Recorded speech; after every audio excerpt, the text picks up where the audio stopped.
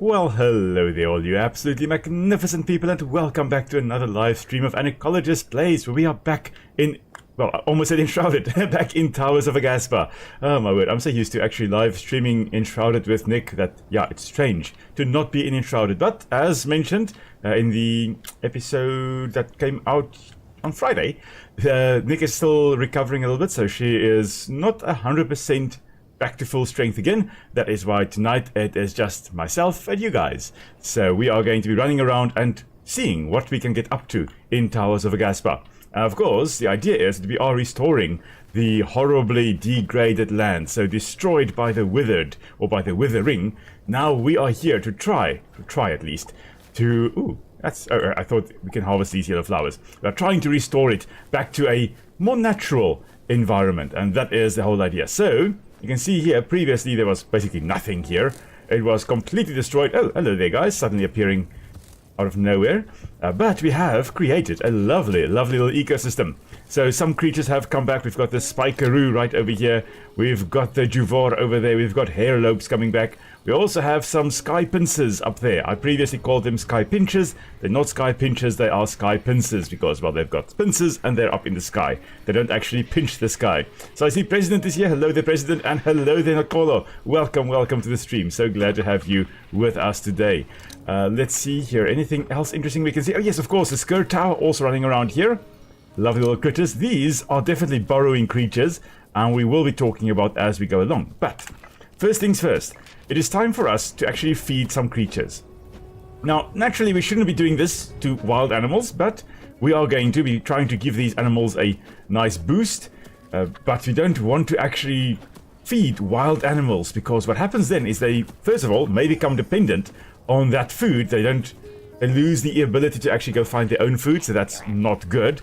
But secondly, depending on what species you are actually feeding, if you, for example, are feeding baboons, then they can become extremely aggressive, and primates overall can become extremely aggressive to then get you to give them food. And if you don't give them food, they can actually then start attacking you or break into houses even to get food. So not the best idea, but we are trying to boost these creatures, get this ecosystem going so that the animals at least are alright. They can survive, they can start reproducing, they can become more.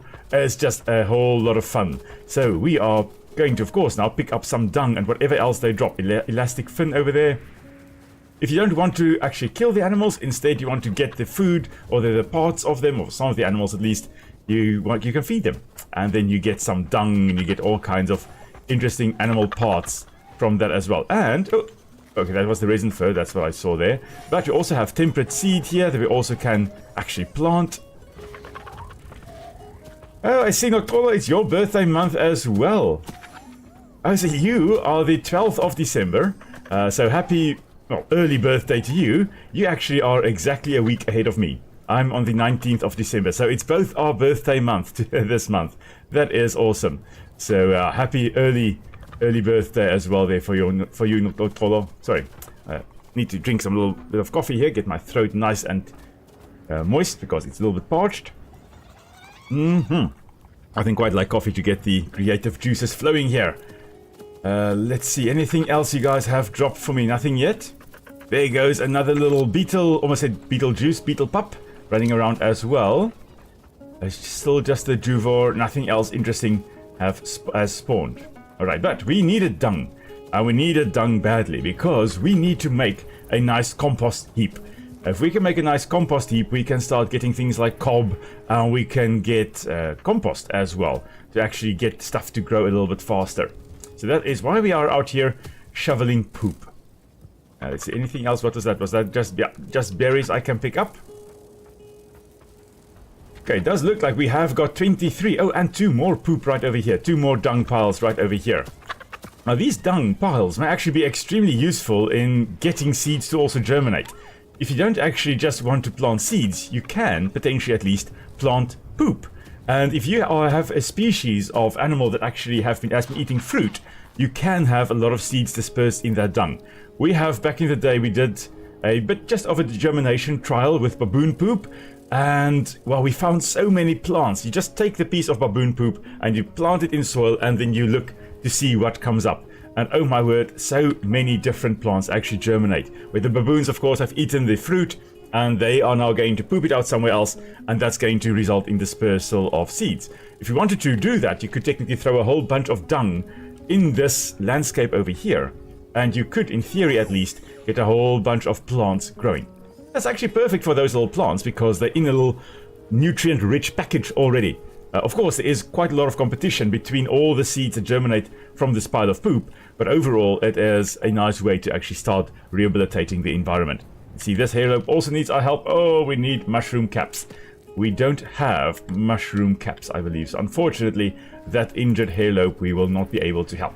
We did help the injured skirt tower, but unfortunately will not be able to help that one there. Let's just harvest a few things, see what we can get. We get common seeds there, that's quite nice. Oh yes, we can harvest the resin pool over here as well. Oh yes, so President, you say that from the room that Nick and I are in the Christmas spirit. Indeed we are. We've got the Christmas tree right over there. And it is the 1st of December, so it's time for the Christmas spirit. We also have a little monkey, little beanie, what's it called? Leafy? Beanie Baby, thank you. So Nick is just over there. But yeah, it's Beanie Baby, little monkey Beanie Baby that is in Christmas dress, and it's by the Christmas tree there. And then when the time comes, it's going to come closer and closer, and the last live stream before Christmas is actually going to be sitting on my shoulder. So yeah, look out for that then. But yeah, we are definitely, it's been up in storage in our garage now, the tree for, the whole year basically. And now that we have hit the 1st of December, it is time to actually have that come out again. Alright, we're just plopping down some amity. We are basically exchanging amity to get this fat walker tree over here to actually move. Okay, that one is a difficult one, it seems, to actually plop in. Oh, I think I can I can just hover here and also deposit amity. That should now be enough to actually get it to start walking. And okay, it's growing. There we go.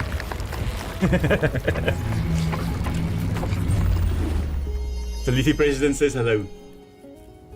She also says hello from this side.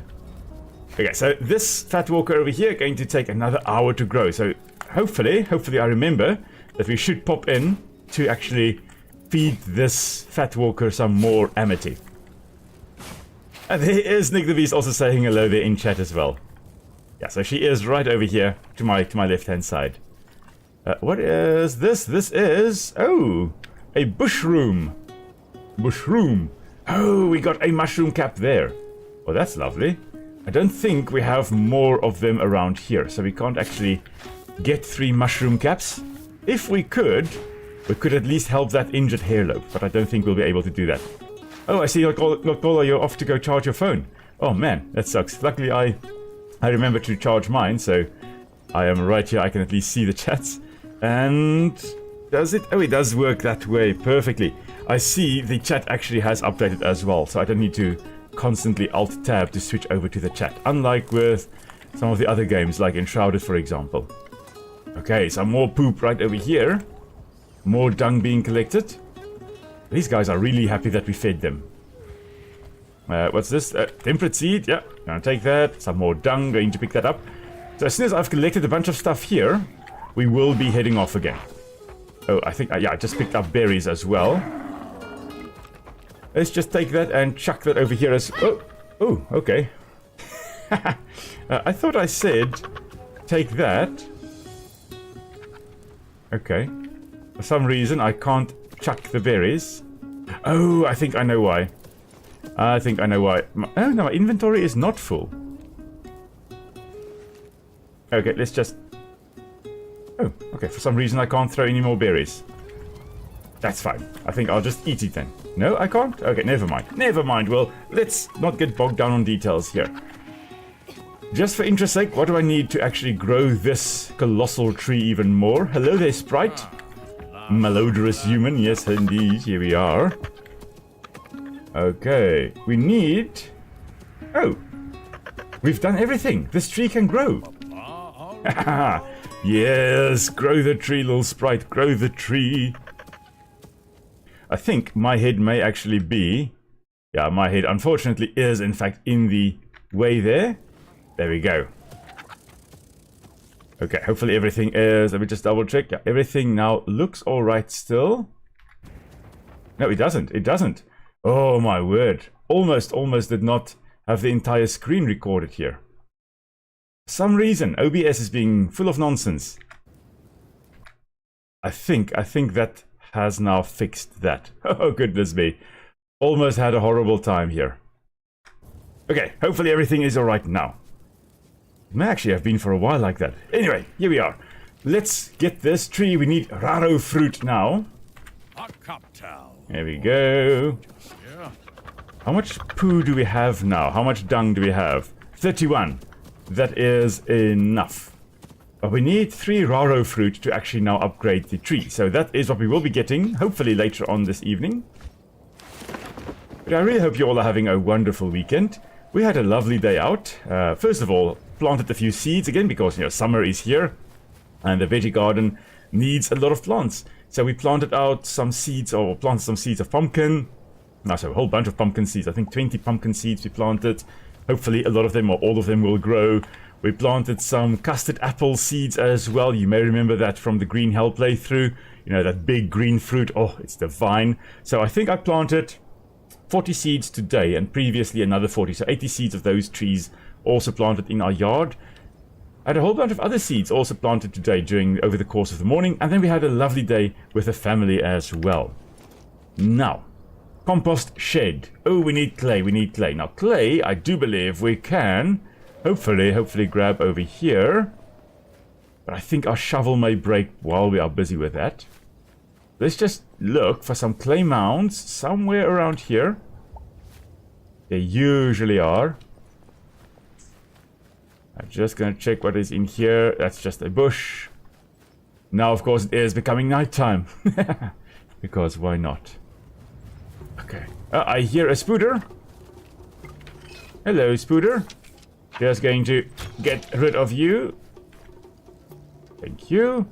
And I think, there we go. There is a clay mound right over here. Now, the clay you would actually find spread all over the ground, not just on little mounds like this. It would actually be mixed in with the soil, but it is easier to just have little clay mounds pop up in the landscape that you can then harvest easily, rather than actually just deciding, okay, you go and dig random holes in the ground and hope you get clay. Okay, that is the sound of another Rizlath or Rizla or whatever the spooters are. Heard one. Not sure whether it's a small one. Oh, here it is. Hello, I see you. Okay, there we go. Another one done. We only got 1 clay. We need 3 clay. This is perhaps going to be a bit more challenging. What I think I should do then is try, hopefully it works this time around, try to make it morning again. And hopefully we don't get that bug we got in the one episode that came out on Friday as well. Hopefully that doesn't happen. Where it just is day for like 20 seconds and then nighttime again. Let's rest until morning, have a nice little sleep here. Okay. Let's go look for clay while it is light. Again, I have found quite a lot of clay to this side before. I'm not sure why we're not having a lot of luck tonight. Although, just to be safe, let's just craft another shovel. Because I do foresee my shovel breaking while we are digging around for clay. May as well gather some wood as well. Lots of little plants, of course, that we planted previously. They've grown. Can harvest them if we wanted to. Man, where is the clay hiding? Stick. Grab that. I do want to also quickly pop over to where I did that bit of rehabilitation in the scientific manner to see how things are looking over there. Maybe you guys can spot the... Oh, that's a person over here. Hello, Rizlath. Oh, what are you again? What are you called? I called you Rizlaths. Of course, that's going to injure me.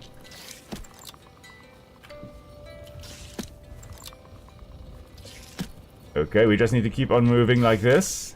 There we go. Razalith, that's the term. Okay, and there we go. Ooh, I do also see a rough draw up there. So that is... potentially going to be a bit more dangerous. And now, of course, we are looking right into the sun. Oh, that was a miss. There we go. Okay, hello, Roughjaw. Okay, luckily it's quite slow.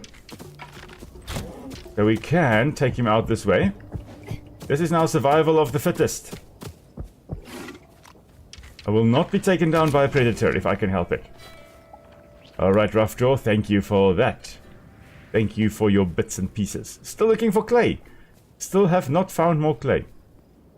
There should be an arrow of mine somewhere around here that I shot out when I missed the Roughjaw, but that's alright, that's alright. Oh yes, of course, there is also a little Tahi's hut we can actually repair here. We need wood, we need cob, we need fiber. Okay, we'll come and repair this as time goes on. Still just looking for clay. Of course, the birds, wherever there is something interesting like Tahi's hut over here that you can repair, the birds are also flying around. They tend to circle the area. That is something to look out for. And I think, speaking of looking out for, yes, there we go, clay mounds. Ah, brilliant. Okay, I think that is enough clay now, basically. There we go, the stone shovel broke, but luckily we do have another one. Okay, I can press R, there we go. Alright, before we head off again, let's quickly have a look there where I rehabilitated that section up there. These are ally leaf, may as well grab them, the wild ally. Yes, although that did cost us a bit of amity, at least we got some resources there, ally leaf. Now, I did the rehabilitation up here. What is this little green thing? Oh, it's probably just... it's just a stick I can harvest, okay. And here we go, the plants already have grown. Now, the more plants you have, of course, the more it is going to slow down water moving downhill over here. This is already going to hamper the movement of water quite nicely. But what I'm going to do nonetheless is get some more amity while doing this, and also really plant quite a few more seeds over here. Because this will also help slow down the water even more. Oh, thanks for the tip there, President. It's easier to find the clay down by the beaches. Interesting that it would be easier to find it there, because in real life you would really struggle to actually find clay down on the shore. Because clay is a very, very fine sediment. And whenever you've got water flowing, clay would be, if you're looking at size of the sand or soil particles, clay would move or be carried by water more easily than sand. Sand is larger, it's heavier, it isn't just moved away by water as easily. Now when it comes to actual erosion, it's different, because clay will form lumps more easily, and actually aggregates or form aggregates or lumps together much more easily than sand would. So if you're looking at an area that has clay versus an area that has sand, generally the sand may be a little bit more likely to erode away, depending on how bad the erosion in the area can be. But if you're looking at water carrying sediments down, well, sand is... it takes a faster flowing current to move sand away. And clay can be moved from one area to another with just a slight little movement of water. Just going to get rid of this Razalith over here because, well, we need to, for the one quest, to go talk to the snags again. So if you're looking at the beaches, for example, I mean, any clay, if you were to dump a ton of clay in there, what would most likely happen is the clay there would very easily be carried away by the waves, and in the ocean currents, and you'll be left with sand on the beach. I mean, that's why you don't have clay on the beaches. You've got sand and rocks, because, well, the clay technically would be eroded away. But good that you mentioned that you can find clay down by the seashore. So I'm definitely, if I need clay again, I'm going there to go and grab that. Alright, so let's see here. Tahi's hut, we will need more wood and we need cob. Now, cob we can get by building the compost shed. There we go. Now the compost shed, I think we should build that basically here by the farm. Let's just raise it a little bit and also just rotate it slightly. I think this looks good. Maybe a little bit more like that. Yes. Right over... you know what? More like this. think like this. Well, I'm being very pedantic, but here we go. I'll put that right over there. Alrighty. Okay, so let's see now. I think we should be able to now just place everything and it will automatically build. Turn everything in. And now we should be able to make either compost or cob. Cob is not a term I've heard used very often. Oh, will you look at that? We need more clay. Well now. I guess we're going down to the seashore, everybody. Let's just see, what is our inventory? Oh, our inventory is looking horrible. Atrocious. Let's just drop a bunch of stuff off in our storage boxes and then we can head off. Anything animal related. Poo, you go in there. Bones, you go in there. Meat, you can go in there. That you can go in there. That can go in there. I think that's everything animal related. Plant related. You know what? These fungi spore I'm also going to just put over here. So long. Oh, scale I need to also put away for the animal. In the animal box. We'll use your English. Use your English. And then geological one. Clay goes in there. Okay, we've got a few more things for the plant one. That can go in there. That can... Oh, yeah. That can go in there. That can go in there. And roots I'll just keep on myself to feed stuff with. And there you leave. You can go in there as well. Alright. To the seashore we head. I like to go... Ah, hello there, Tommy X. Glad you can join us for the stream, though. Rather late than never, hey. Glad you are here with us. Hope you are having a wonderful weekend and had a lovely visit there. And yeah, we are just running around. We have made the compost shed. And now we are just going to go down to the shore to look for some clay. Now, let's just have a look. We can, of course, glide along using our nice glider we got in the 2 episodes back. You see, I need to eat some roots there, something to restore my health, because my health is not looking too great there. So let's just use the roots here. I think I'll eat 4, and that should then have my health, yeah, almost full health, basically full health. That's good. Alright, so here we are on the seashore. Now we do see a boulder over there. We can get some rocks there if we wanted to, maybe some flint. If we can find some seashells, that's also going to be quite nice. You know what, we could actually have brought some resin down to that eye. I don't remember where the eye is. Huh. Sure we got the eye. There must have been a quest for the eye. I think that was along here. This piece of beach over here. Okay, of course, we can get salt here as well. Yeah, there is the eye. A huge eye. What have we got? Oh, we've got a sand pile. Going to poke the sand pile in a moment. Alright. But yeah, here we go. Already present. There we go. Some clay, a clay mound right over here. Perfect. And here is the giant eye. What do you want again? You want 8 resin. Oh, okay. We need to bring 8 resin to this little sad eye over here. I would love it if we could actually put down markers on the map, but sadly not yet. I think it should be in the pipeline. I think it is one of the more requested features. Okay, so this is a sand pile. Now this looks like something could actually be staying in here, so let's just proceed with caution. Okay, nothing in it though. Shimudex, what have you got to say about a sand pile?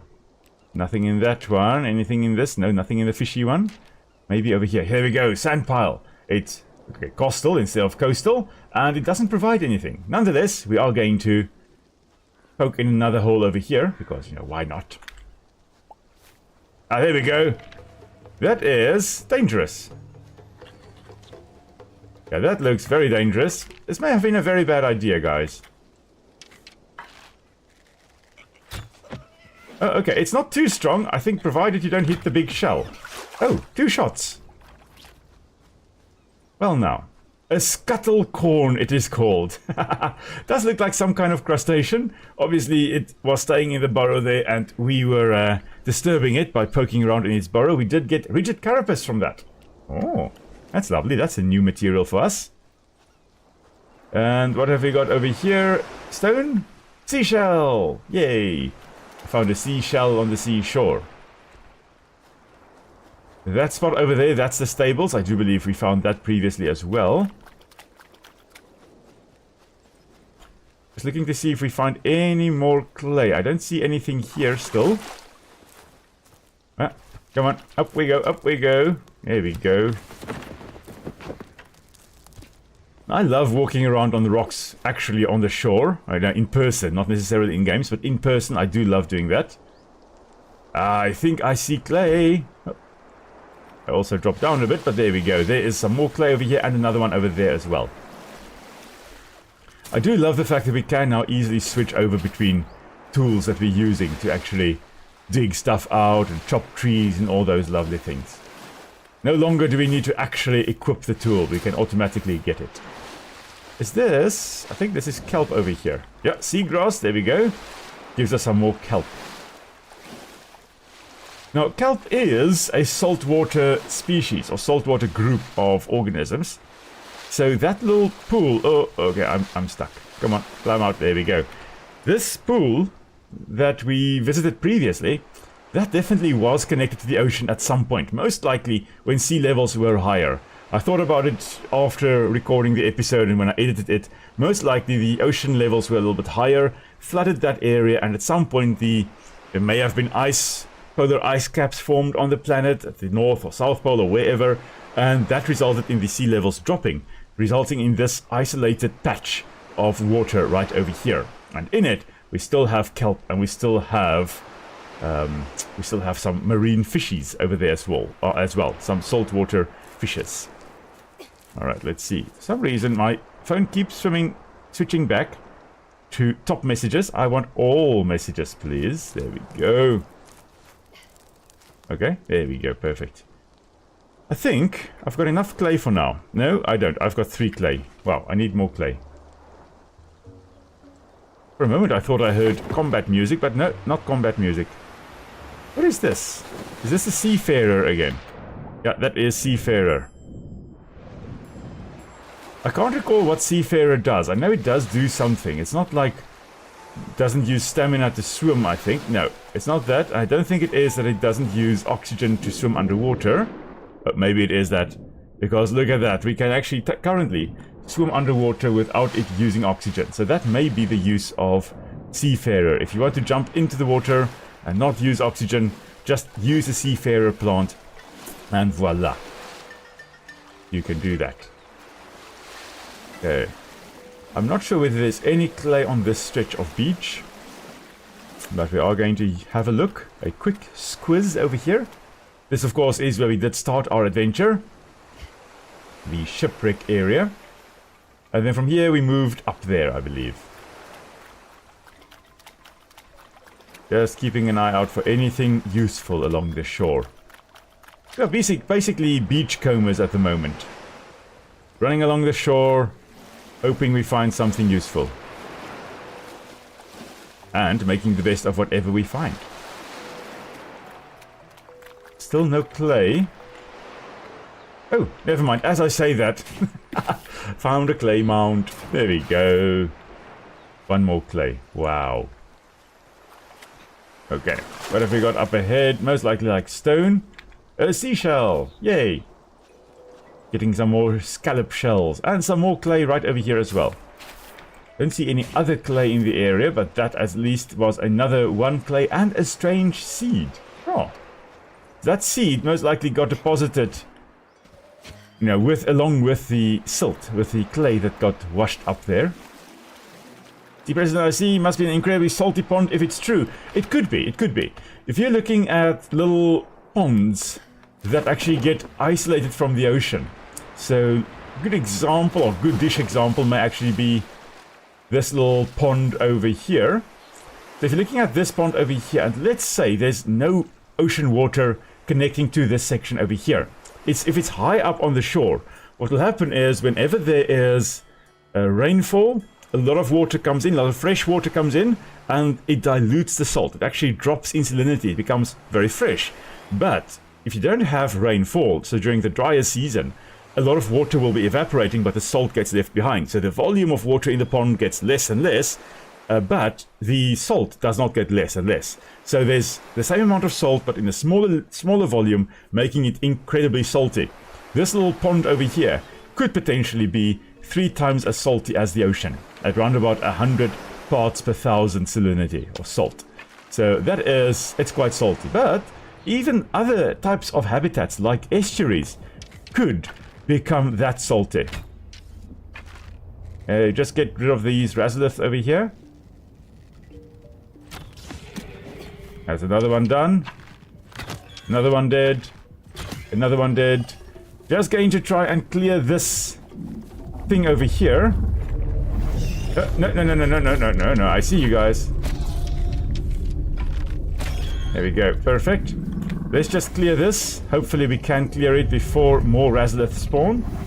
A nest tumor. So almost like a cancer. It's dividing uncontrollably. And spreading. I do have to keep an eye out because, well, there may be some more Razoliths spawning. Now, just going to keep an eye out for them. Don't want to be caught, figuratively speaking, with my pants down here. There we go. This is, the Seafarer again. And of course, we got 50 amity from that. That is perfect. Love that. What have we got here? Oh, clay mount. Perfect as well. Oh, man. Okay. I think I had some more. I had 2 arrows still that I shot out as well. Should be 2 arrows around here somewhere. Probably floating in the air because I did shoot it into those small Razoliths. Can't see it at the moment. I did see, however, another clay mount. May as well grab that. I see, President, you say this is a perfect spot for oysters. This little section over here. It may need a little bit more water movement though. Because if you're looking at oysters, they do... Well, they can pump water through as well. But a lot of your filter feeders, things like mussels, mussels in particular would battle actually over here. Because they need a bit of water flowing past them. If the water is too calm, they will struggle getting enough food. Because when the water moves past them, that's how they get food. But if there is no water movement, well, there's no fresh water bringing food to them. And they actually have to wave their little feeding apparatuses around to get enough food. But what have we got? Oh, we got seashell over there. That's perfect. Another seashell. Okay, so lots of scallops growing in this area, surviving over here. That is brilliant. What else? Oh, some more. So I do believe this is what you were referring to, hey, President? The fact that you could get so many seashells over here. Now, finding the scallops over here actually does make sense as well, because they do like, as far as I recall, they love calmer waters. They can survive in areas with a bit of water movement as well, but calmer bays, I think, suits them a little bit better.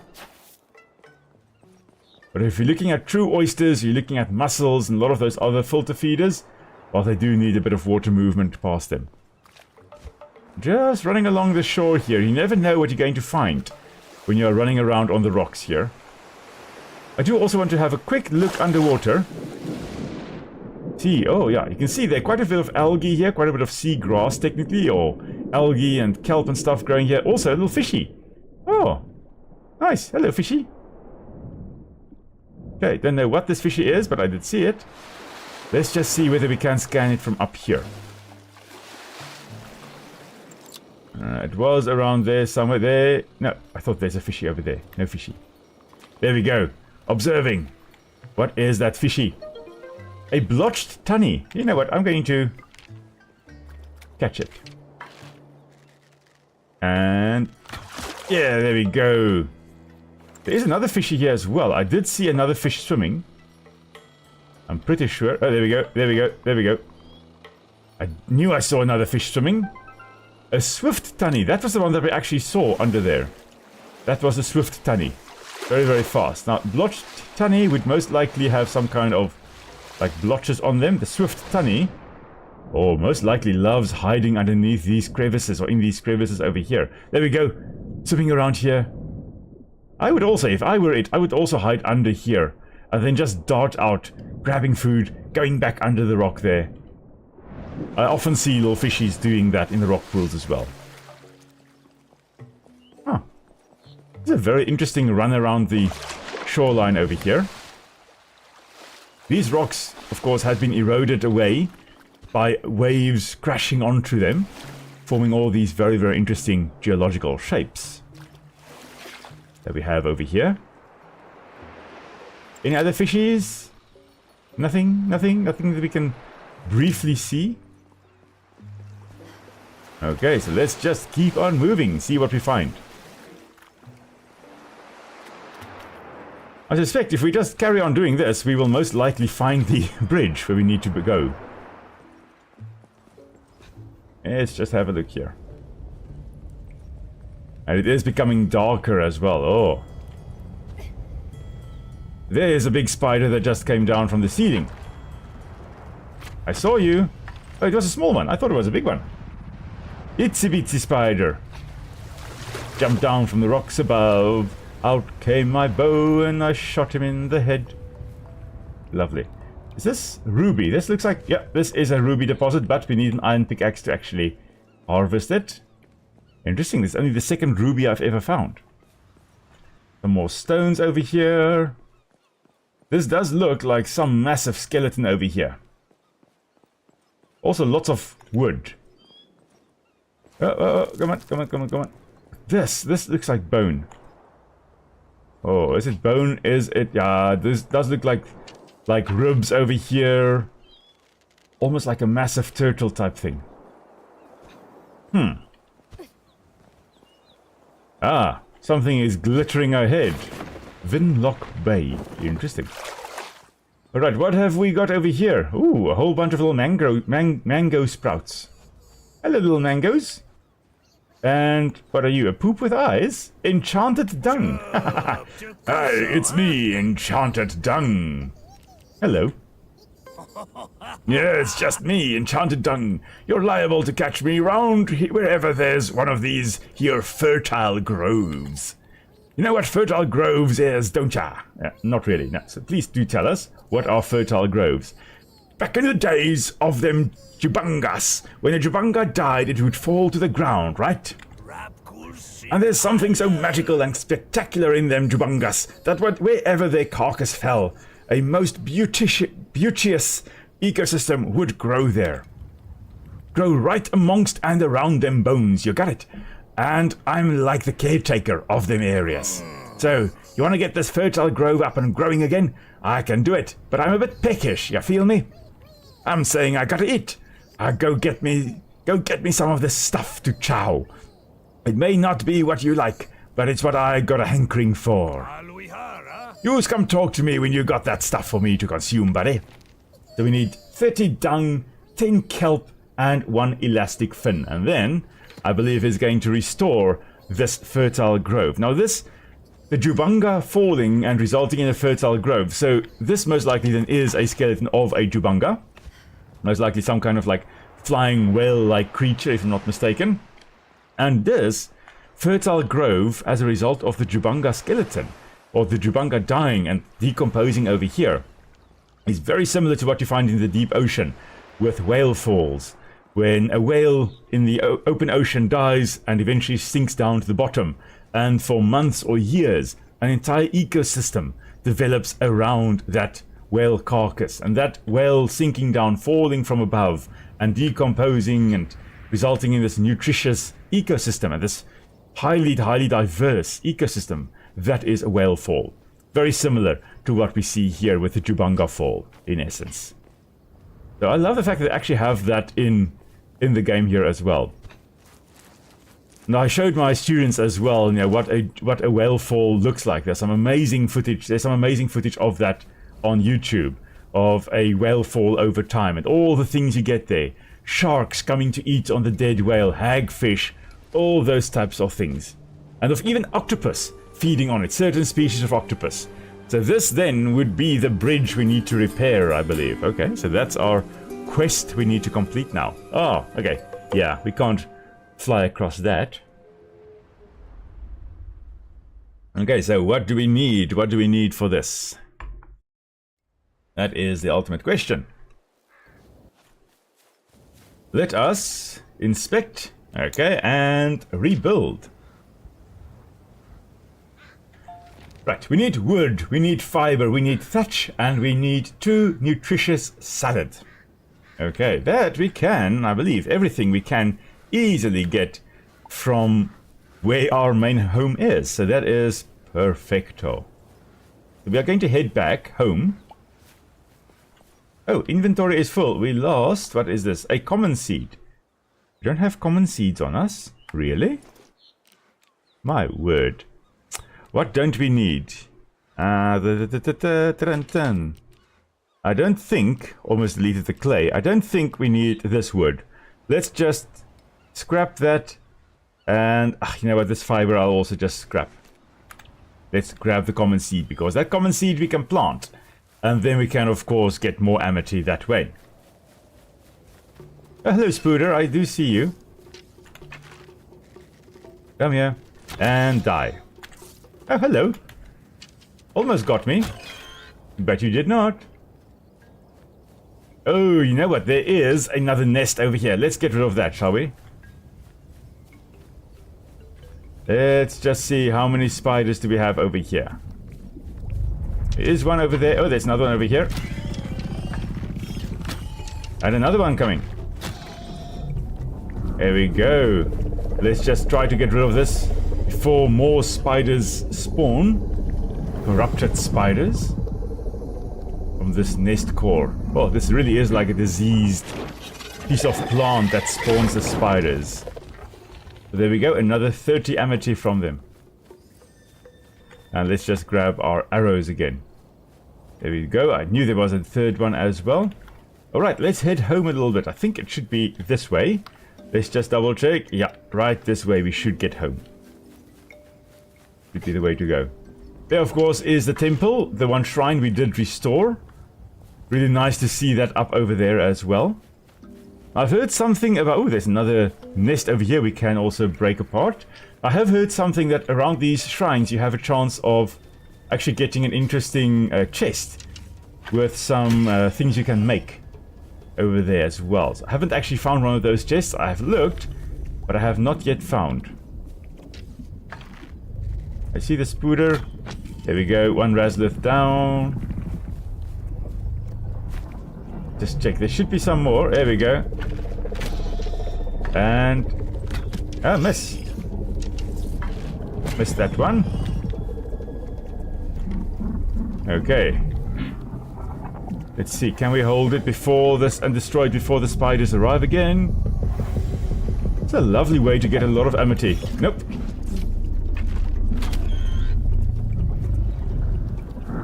Let's try this again. I do wish there was a way for us to actually do this more quickly.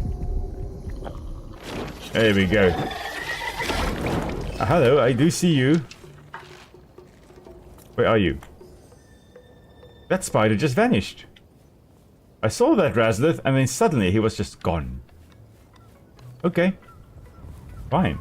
Well, there's our fertile area, our rehabilitated ecosystem, so let's head on over there.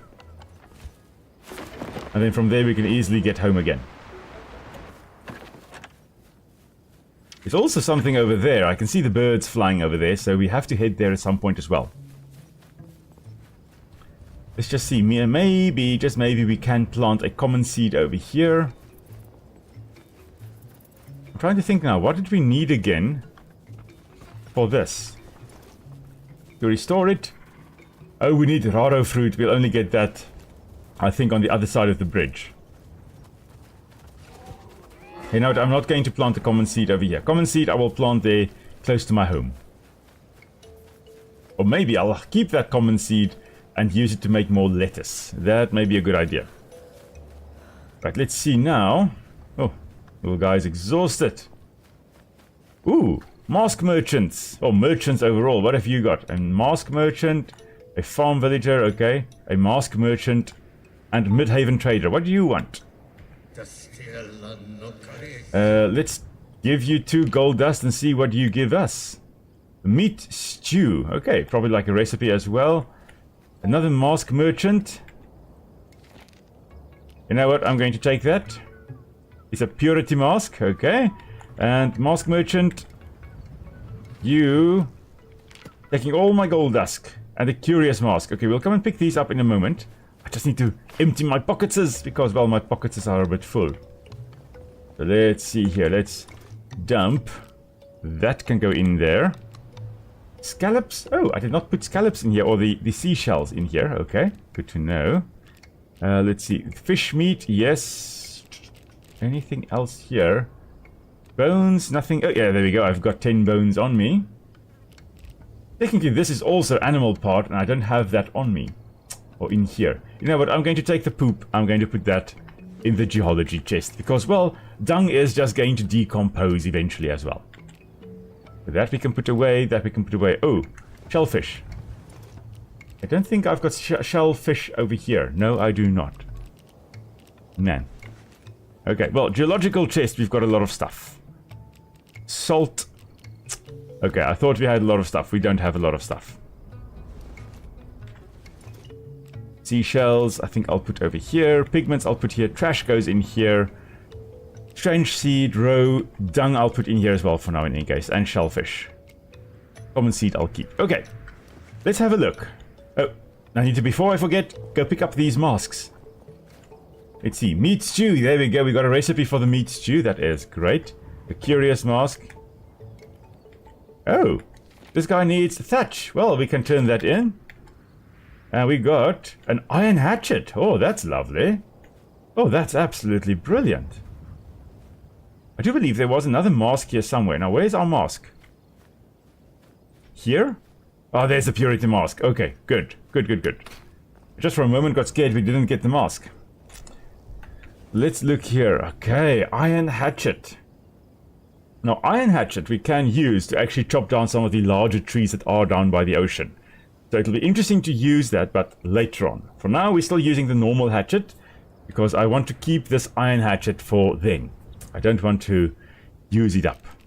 Okay, these masks I don't have to carry on me.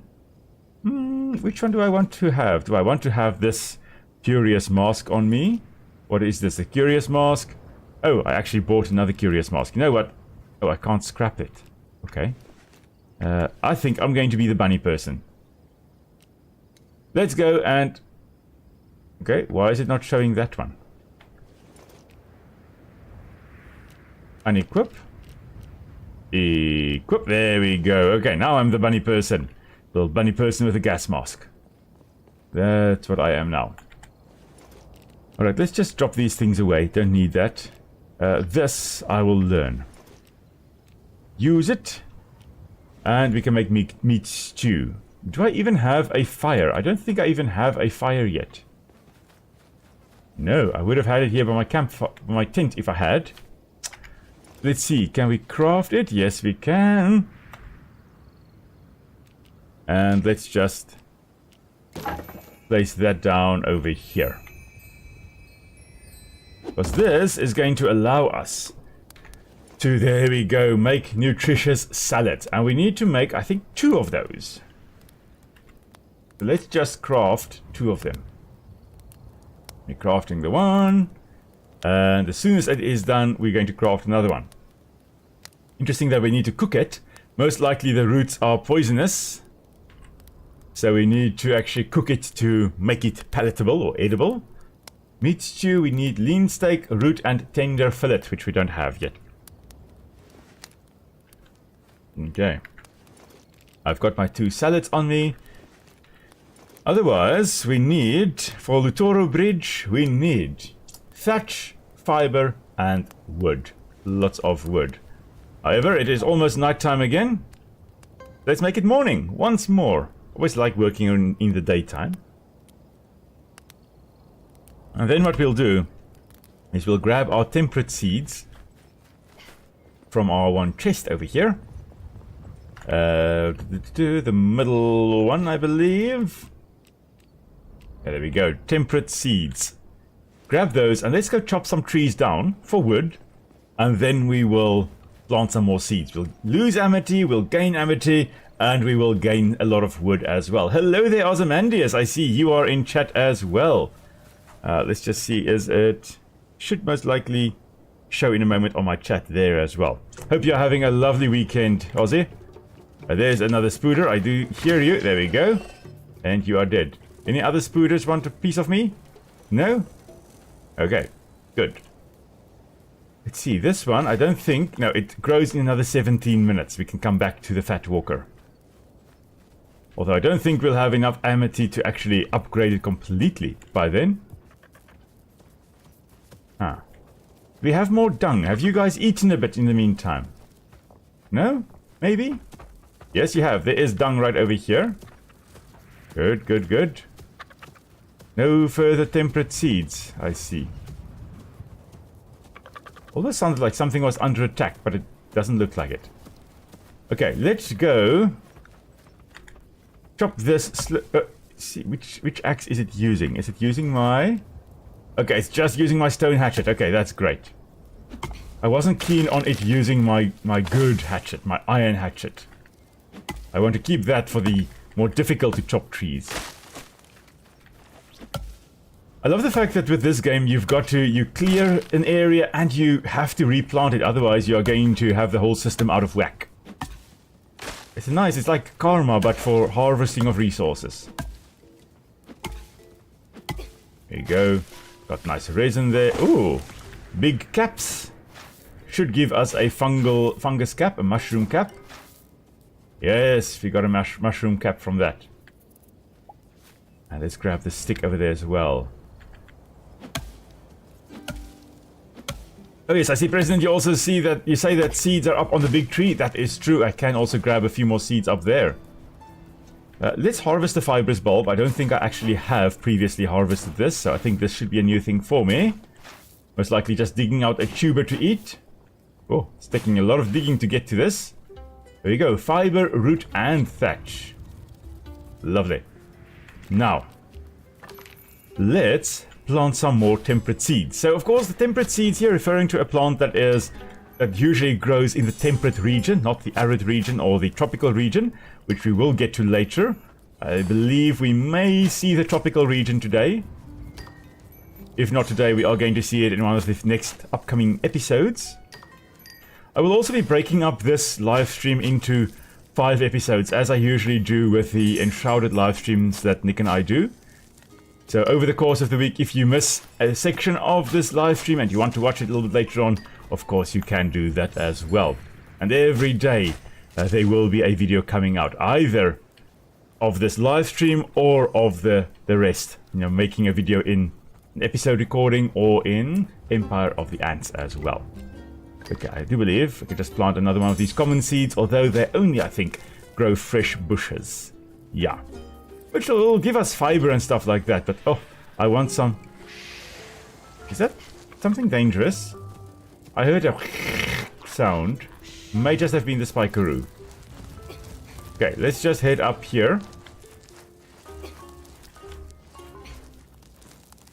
Ooh, almost fell down. Ah, I did fall down. Alright, let's try this again, shall we? There we go. I did see there is another temperate seed. I think there is one to this side. There we go. And there should be 2 more up over here. Here we go. Got some more. And let's plant them, shall we? Not sure how many we can actually put here before we have run out of space in this ecosystem. You can't overdo things. But at least we will be able to plant quite a few plants up here. Love the restoration and rehabilitation aspect of this game. So, I do say restoration and rehabilitation. Okay, ecosystem can't sustain anymore. How about now? Yes, now it can. Now, so I did use those 2 terms, restoration and rehabilitation. And that's because technically they are different concepts. Restoration means that you take it back to the state, exactly the state it was in before some kind of disturbance. Whereas rehabilitation means that you take it back to a functional state, or you put it, or you get it in a functional state. It does not have to be exactly the same state it was in before a disturbance knocked the environment back, or did some catastrophe happen. Okay, so restoration, whenever we technically use that term, we are taking it back to exactly the way it was before. But if we use the term rehabilitation, We are just getting it to a functional state. Because, well, this landscape that we've got over here, this is not functional. This is a barren wasteland. But by planting seeds and watering it, getting plants to grow, we are getting it to this. This is a functional ecosystem. This environment over here has been rehabilitated. It's been changed from this barren wasteland to something that actually works. But this may not have been the ecosystem's natural state. If we wanted to restore it, we would most likely get it back to that state over there. But even then, even though we can bring in all the plants, we can bring in lots of the animals, we may not be able to restore it 100% to the way it was before. Because maybe some ecosystem processes were lost. Maybe some large herbivores no longer are present here and they were responsible for dispersal of seeds. Or maybe this area experienced fire, but we've been keeping out fire. It may look the way it does, but it doesn't function. It doesn't function the way it does. Haha, you thought you could get the jump on me. You cannot. Have to get up very early to get the jump on Will, little Spooder. Very, very early. I get up at 4. Good luck getting a jump on me. Haha. Alright, it did give me a fright though, I will be honest there. Did give me a bit of a fright. I did not expect it to come jumpy at me there. I hear another Spooder. Yeah, there we go. Good luck getting the jump on me, Mr. Spooder. Yeah, cool. Alright, now. Let's just go and stand over here where it is technically a little bit safer and I can look at stuff without potentially dying. Just a reminder, we need one more wood. That's going to be easy to get. We've got enough fiber, we've got enough thatch, and we have got our nutritious salad. Okay, so let's grab the wood, grab the thatch, grab the fiber. We can put that away, we can put that away. We need resin, don't we? We need resin for Tahi's hut. Tahi's hut, we need resin. Don't we also need... We needed resin for that eye on the beach as well, didn't we? So all the resin we're going to take. Yeah, take that. What else do we need for Tahi's hut? Cob. Oh, we haven't made cob yet. Ah, man. Okay. Cob, I believe, uses clay. Let's just check here. Cob is a type of building material. I believe it uses clay and thatch, if I'm not mistaken. And then you have got this nice building material, and you can technically have a cob house. Let's just convert some of this into cob. That's going to take 15 minutes. So unfortunately, we will not be able to repair Tahi's hut yet. We still just need one wood, and we can go get that bridge sorted. Now, wood shouldn't be too difficult. There's a stick. That's our wood. Yay! Now, to the south, because I want to go say hello to that eye. I want to say hi to the eye. That's what I want to do, so that we can actually help that little big eye, that giant eye on the beach. Yes. Ah, there's more clay. You know what? May as well grab the clay here while we are at it. But also, keep an eye out or anything like the spiders in the area. Aha. Speaking of which... No. Just no. I wonder, have we... I think we may have also killed 10 of those big ones. Yeah. Mess. We needed to kill 10 of the large Razoliths, and we have. So the snags, which are down here on the beach, should be very happy about that. Yes. Yes, indeed, President. Little Spider thought he had a chance while I was monologuing. Yeah, as I said, you've got to wake up very early to sneak one past me. Let's see. Hello, Father Snag. You kill withered Razolith? Area safer to raise family now? However, food we like scarce here. Going to mainland now and meet with rest of our kind. Here's something little snag found on ground last week. Hope you like. Thank you. Not sure what you gave me, but sharp. Thank you for that. Alright, let's have a look. Along the shore here, I do believe that is where we found the big eye. We found giant hands, we found a giant eye. Yeah, I think there is also a giant mouth somewhere as well. Oh, that's new. I don't recall ever having seen that there. On the shore here. Okay. Let's kill the Rasliths.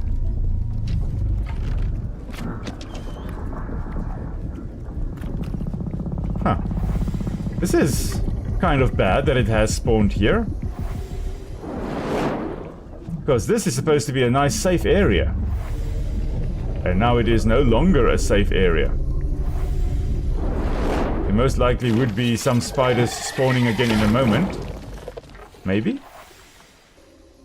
Just keeping an eye out and listening for their little skitter-scutter of their little legs. And of course the music. The musical cue also really helps. There we go. That should give us another 50 amity. There we go. Perfect. Now, little big eye. Giant eye. I've got something for you. Hello, giant eye. Ah, go away, stranger. Do not harm me. I don't taste good. Being unappetizing is a valid strategy to prevent stuff eating you. Lots and lots of stuff in nature are not eaten simply because they are not good to eat. They don't taste well, or don't taste good. So things avoid them.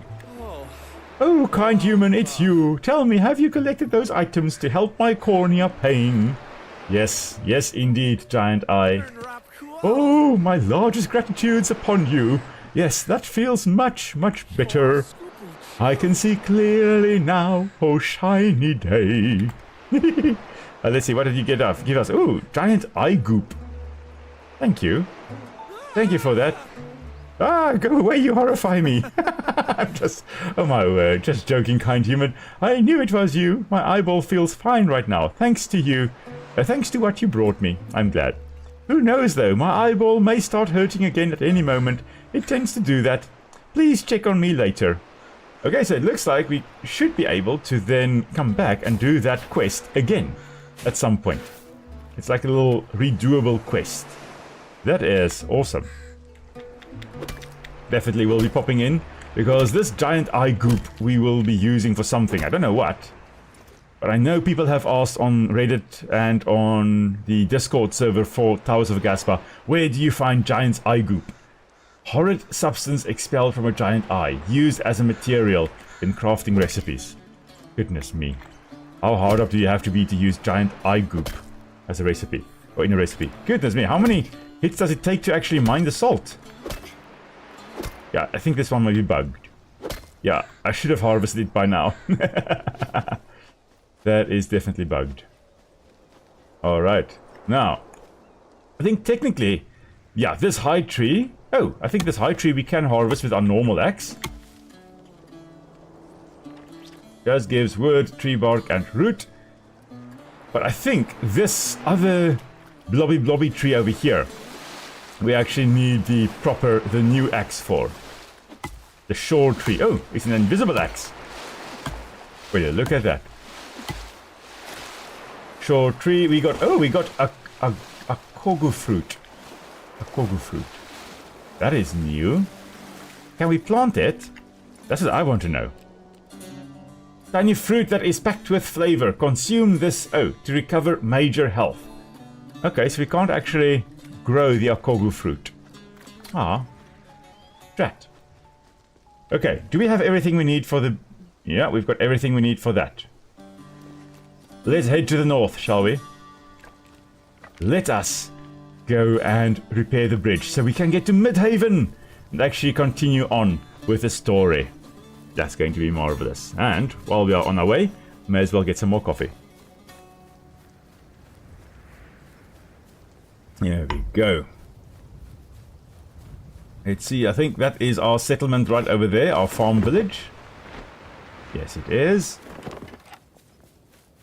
Now, I have not beautified our little village at all yet. I do think there are some things we can actually create. some nice archways and stuff like that. I'm going to have a look at that, and maybe, just maybe, I will tomorrow or the day thereafter at some point actually just build this, make this town look a little bit nicer. Do that off screen a bit, and then I will, you'll see that in the next episode as well coming out, official episode coming out. Let's have a look here. Construction table. Ah, there we go. Okay. So we can make all these things. A regal guardian, like a little statue we can make. A marble statue. We need fiber, wood, and thatch. That's quite easy.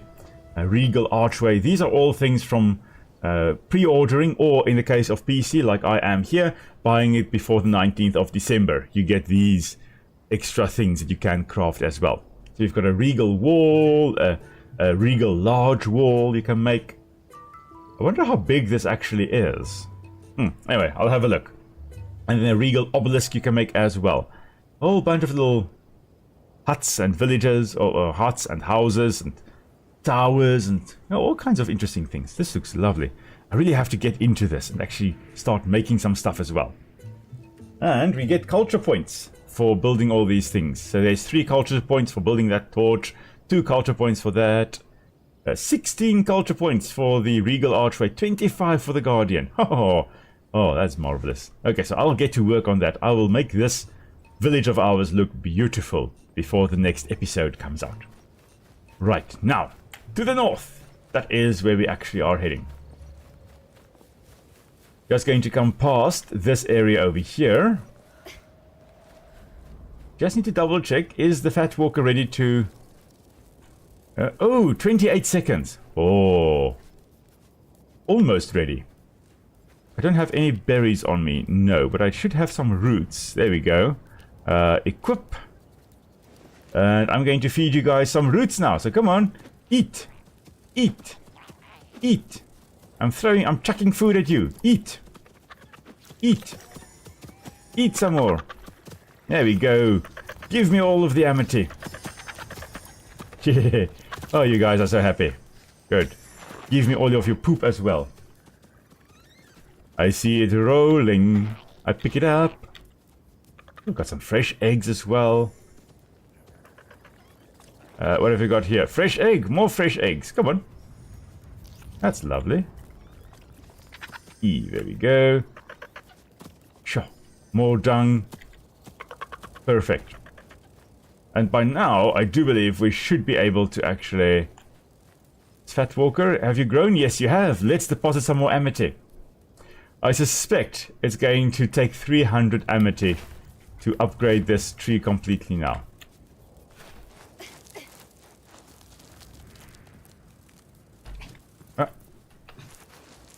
Let's just have a look here. I think there's another flower bud over here. Yes. And there, I believe, is another one on the other side as well. You think, yeah, there we go. Saw one over here. And, yeah, there we go. Growing again. Oh, wow. Oh, wow. It's massive now. Wow. Let's have a look from over here. Sure. That is a beautiful tree. So this tree, of course, now really supporting a whole ecosystem around them as well. Wow, this is lovely. So if you look on it, it's got a relatively rough trunk, and as a result of that, all these other things have also started growing on it. We've got mosses like sphagnum moss, or maybe these are actually fern-like plants growing over here. We also have some other fern-like epiphytes growing over here as well. Maybe not really fern-like, but these are all epiphytes. Epiphytes being plants that grow on other plants. They don't grow in the soil. Instead, they like growing on other plants. Growing on the other plants, like this fat walker over here, means that you are safe from herbivores that are on the ground. So you can grow over here, never have to worry about all those big animals eating you. So this is a cool place to live. It does have its challenges as well. I mean, you don't have soil that you are growing in, so you may battle to have enough nutrients to survive. But despite that, they actually do have quite a bit of nutrients, because there will be dust blowing around in the wind, settling in between little nooks and crannies of the bark there. And these plants, these epiphytes, will have their roots extending into these little nooks and crannies, and they can then grab nutrients from the sediments that get blown around and get trapped in the bark over there. So really not a problem for them. Main thing is that it's safe. They are safe from herbivores like these harelope walking over here, and these spikeroos and all these other herbivores that are running around here. Interesting, we are not able to support any carnivores here yet. So yeah, hopefully we will actually get some carnivores settling in these ecosystems later on. Because carnivores are essential, and very often they are indicator species that, listen, things are wrong. Things aren't the way they are supposed to be. So if you don't see any carnivores in the ecosystem, yeah, there definitely is something wrong. But as we restore it, of course, the prey base increases, and as the prey numbers increase, so too the predator numbers will increase. Alright, let's have a look here. I thought I saw movement. Come on. No longer moving, are ya? No, no indeed. Oh, I see you. You missed me, but I did see you. Okay, anyone else want a piece of wool? No? Why do I hear the danger music still playing? Okay, I can't wait to actually get my harelope, get my mount. But I do believe we need to get to Midhaven first. Am I even... Oh, no, I'm heading in the wrong direction. I'm supposed to head that direction. To the north, Will. I do hear another nest. So we can get some more amity. I believe there should... It sounds like there's a nest up here. I hear the throbbing sound. Don't know where it is. It's not here. Ah. Okay. Anyway, to the north. I think the bridge is over there. I really ran all the wrong ways. I love the fact that this area is green already though. So there is some life returning to Amati Island. Which one is this? This is... I think Amani Island? Amani Island, yes, indeed. I think the bridge is right over there. Here. Perfect. Just do not relax, Will, because there may still be danger on the way here. That's the important bit. That I have also learnt. Whenever you think you are safe, you are not. When things can go wrong, they will. Like there's a little spooder right over there. I see you. And now there's a dead spooder right over there. Anybody else want a piece of me? No? Good. Good, good, good, good, good. You just carry on doing nothing. Oh, another one. I heard you. There we go. And another one. Oh, I see, President. You say when it happened in your game that the carnivores arrived, they killed all the herbivores and also almost you. Goodness, I can imagine that.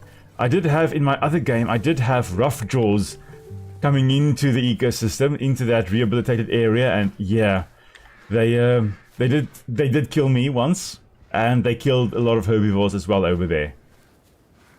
So there is that problem. There we go. We can, of course, turn this in. So let's do that, shall we? And there we go. The bridge is repaired.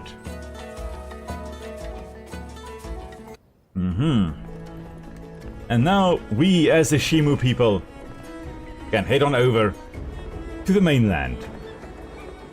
And technically now the tutorial section of it all is done. Now it is technically the main part of the game. You have multiplayer, you can start playing that now as well. And there we go, Midhaven.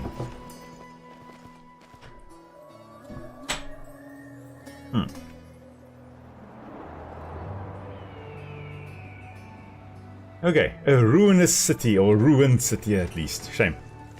Of course, this is what we'll need to repair now, I guess. Bring back to life.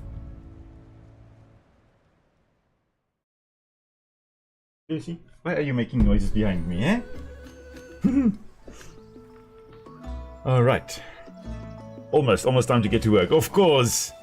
Mr. Botanist over there is already cultivating plants. Everywhere else carrying these heavy crates.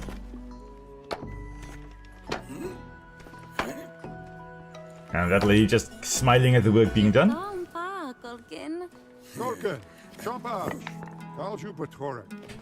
And Ajit just not doing much work there. Kulkan has to do all the work.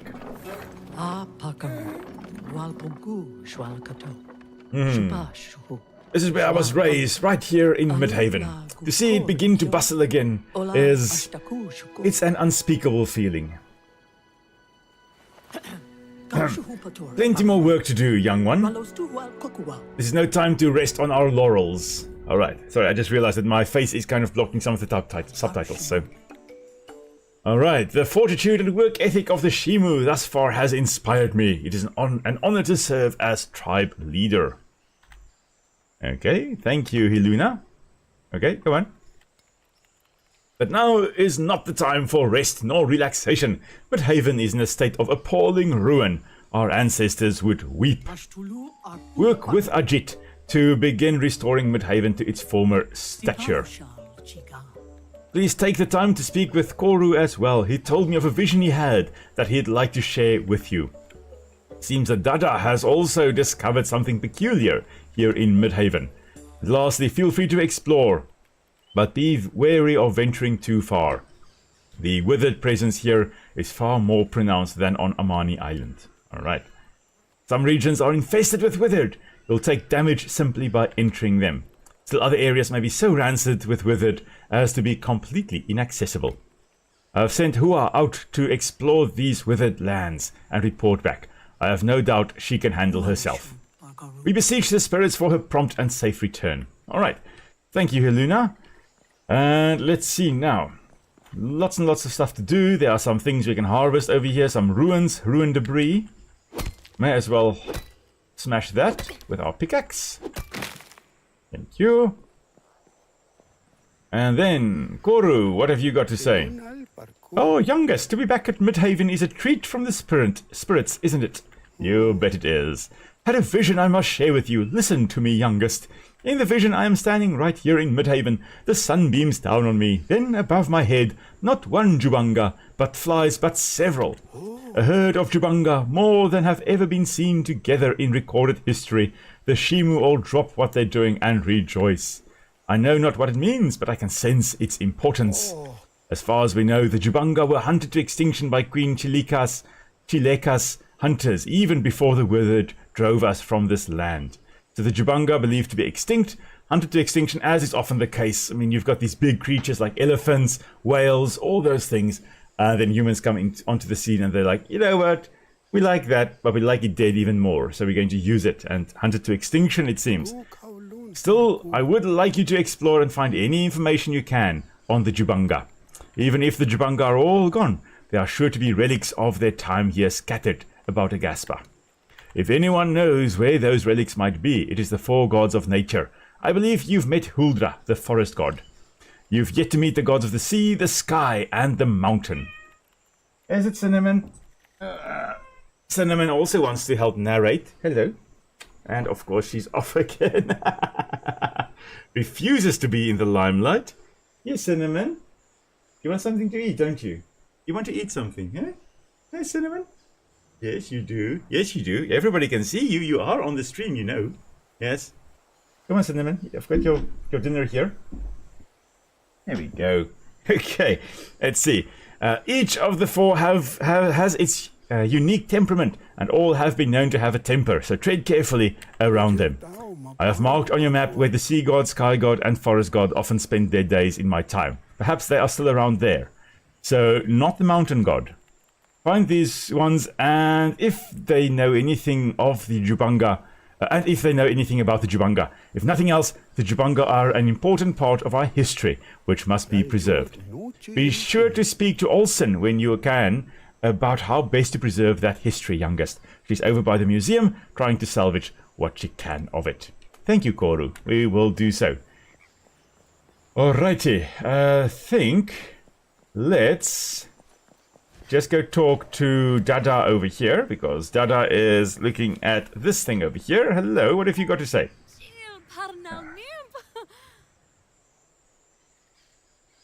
Yeah, sorry, just had to get Cinnamon's food up because otherwise Memphis is going to eat it all.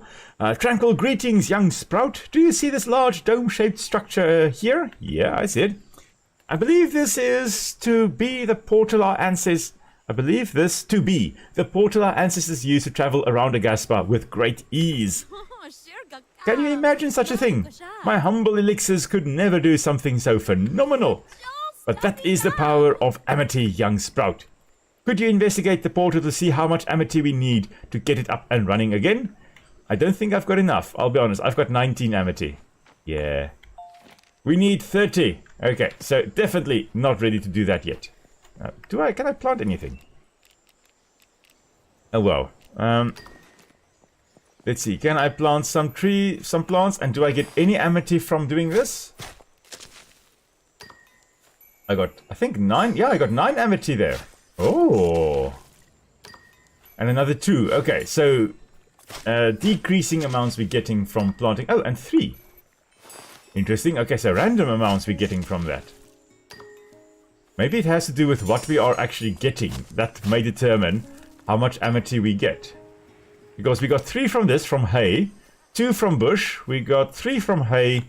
2 from bush. And, we got 9 when we planted a wild alley. Okay, so, depending on what you plant, that's going to influence how much amity you actually get. Good. Good to know.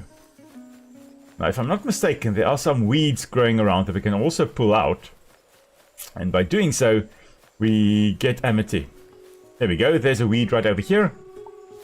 Okay, we get 3 amity by pulling out a weed. Good to know. Good to know. Now, I should be able to repair the portal now, but I will need to run all the way back to get the other portal activated as well.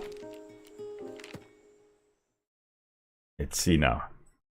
Well, I've got cinnamon hair all over my nose at the moment. It's quite frustrating. By the spirits, you've done it! The portal is active.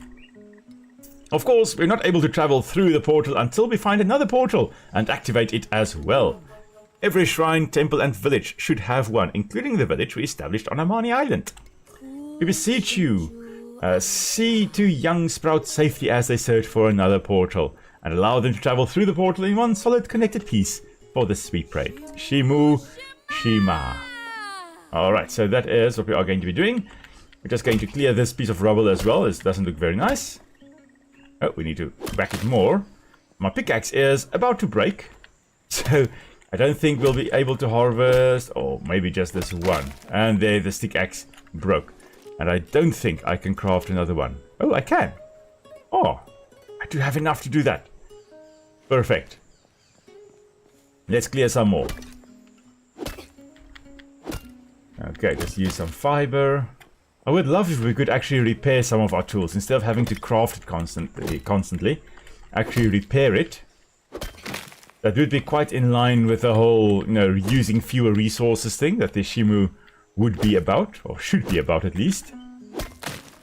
More in touch with nature. Oh, you got some gold dust from that as well. Perfect.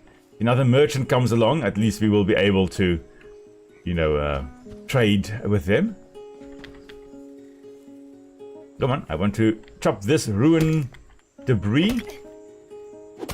And one more whack. There we go. Okay, Ajit, what have you got to say? Probably has more work for me. This is the majestic Midhaven I've been told about my whole life. How pathetic. I could create something more majestic with my arms chopped off. Is that a challenge, Ajit? Let us begin by removing all this ruined debris with your pickaxe. How can I think with such trash strewn about? Also, there's nothing growing around here. How am I supposed to fix this place up with nothing? We need more plants and trees growing around here, so we can pull them up and chop them down. Sure, okay. You really are a utilitarian there, Ajit. We need an ecosystem. I ordered Powell to go find the forest god and beg him for another colossal seed. That'll get things growing around here. Go out and help him do that if he doesn't get back soon. And don't forget the ruined debris. Return to me when you've done these 2 things. Now, we do need an ecosystem growing here, that is for sure. And for that, we need to go speak to Huldra. I think Huldra is right at the top there. Okay, so a little bit to the north. That is where we are heading. You know what? Let's go do that first. I would love to get the ecosystem going over here. May as well actually just run along here and actually explore the ruins a little bit while we are going about everything. Almost looks like the ruin here was not concreted over, but it had a bit of limestone coating it. I don't think I'll make it up here. Oh, will I? Oh, barely made it to up the top here. Oh, well, let's see here. The lay of the land. As mentioned before, I love getting to a high spot and then surveying the land from up there. Get a great sense of scale and where you are in the landscape. Let's see here. Midhaven, right over here. Okay. We came. That, I believe, is the museum right over there.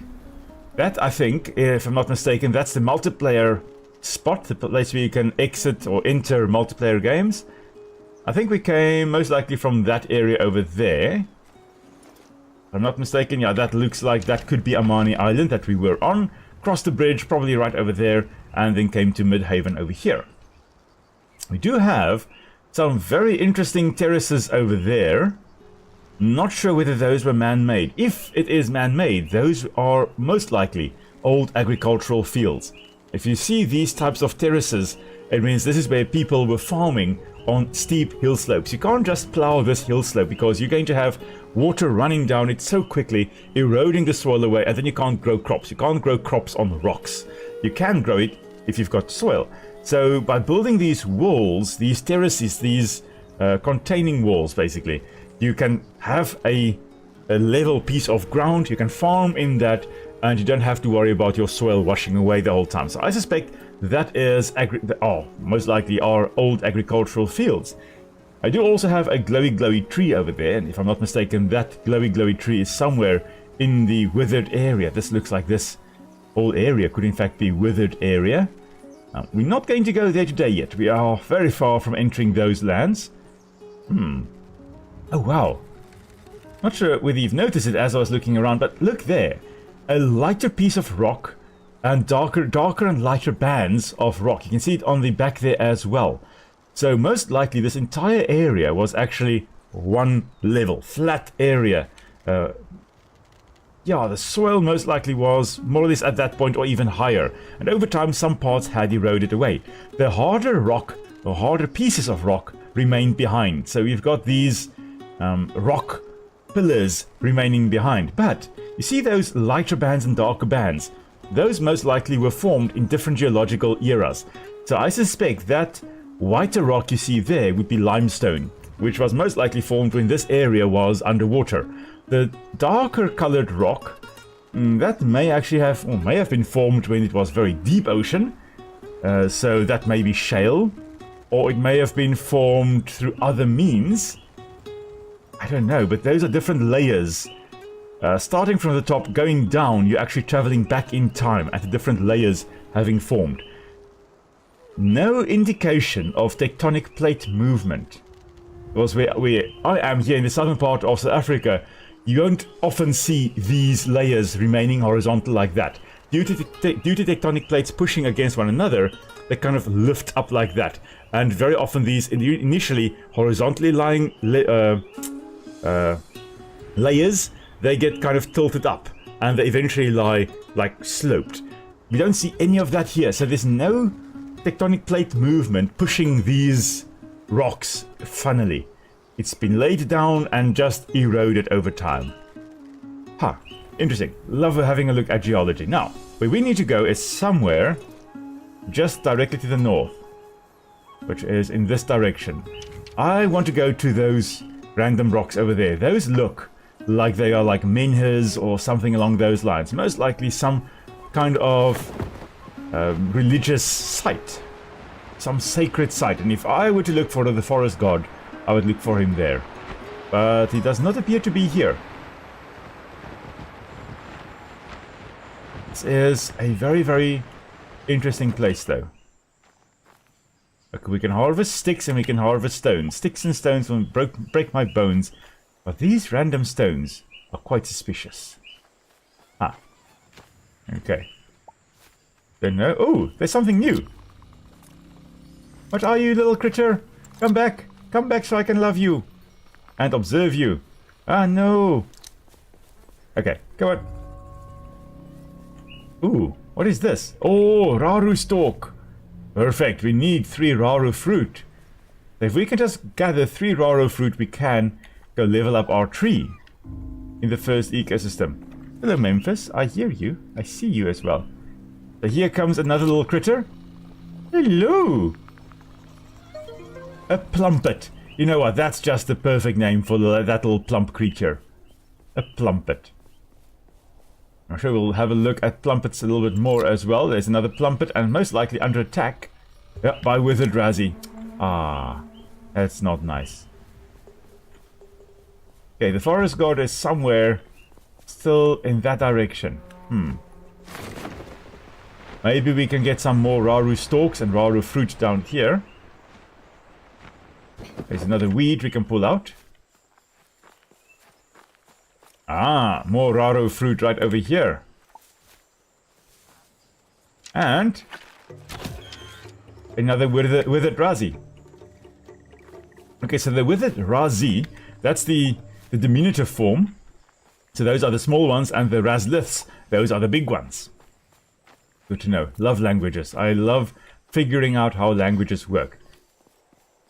I do need to check how many Raru fruits I already have. Have I got 3? How many have I got? Come on. 3, indeed. Okay. I don't need more Raru fruit. Just, can we use it for anything else? Consume to recover health. I don't need that now. So I'm just going to take the 3 Raru fruit that we have. I'm going to use that to level up that tree of ours. Yeah. But before I do that, let's head a little bit more to the north here. We still need to find Huldra. And Huldra is somewhere, I believe, up here. Oh, we appear to be getting closer. At least we can already see a star in the minimap. So that means that we are a little bit closer. He's probably up here on the mountain, isn't he? Going to climb this mountain, and he's not going to be here. He's going to be down at the bottom drinking wine. And we have climbed this mountain all for naught. Let's have a look. Oh, there's the blue, the shiny, shiny tree again over there. Interesting. I almost said fossilized fungi, but look, it is throbbing. Okay. We can't break it with an arrow. I just wanted to check that. It's alive, but it looks very stone-like. Oh, okay. There are some trees, some plants up here. Oh, and a weird floating stone. Interesting. Is this a plumpet again? I think this is another plumpet. Oh, no. It's unidentified. What are you? Come on. Tell me what you are. It's a cuddlop. And little birdies, it looks like, as well. What are you? Fuzzy something. Can't see the name. Go on. That's a cuddlop. Where's the fuzzy bird? That's another plumpet, and there's a little birdie, a fuzzy fin. Ah, that's so cute. I love the names of the creatures you get in this game. That's adorable. Ah, if I were Huldra, I would be chilling over here. I hear something. Is it you, Huldra? It is you, Huldra. Hello there, Huldra. Strange singing. And even stranger, it's daytime again. Aha. Oh, Raru fruit, bring me more on the double. Raru fruit, you make me forget all my troubles. Oh, Raru fruit. Ooh. You stinking human. Here to destroy more of my creation. Well, you're too late. It's already all demolished by you and your little friends. Apparently that's pungent. Hey, now don't insult my closest friend. Raru fruit has done more for me than any human.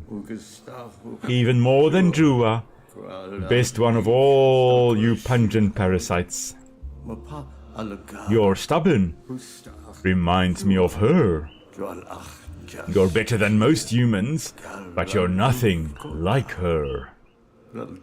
You're nothing close. Aw. So Drua, I believe, was someone that got along very nicely with Huldra over here. Raru fruit, you bring light to the dark.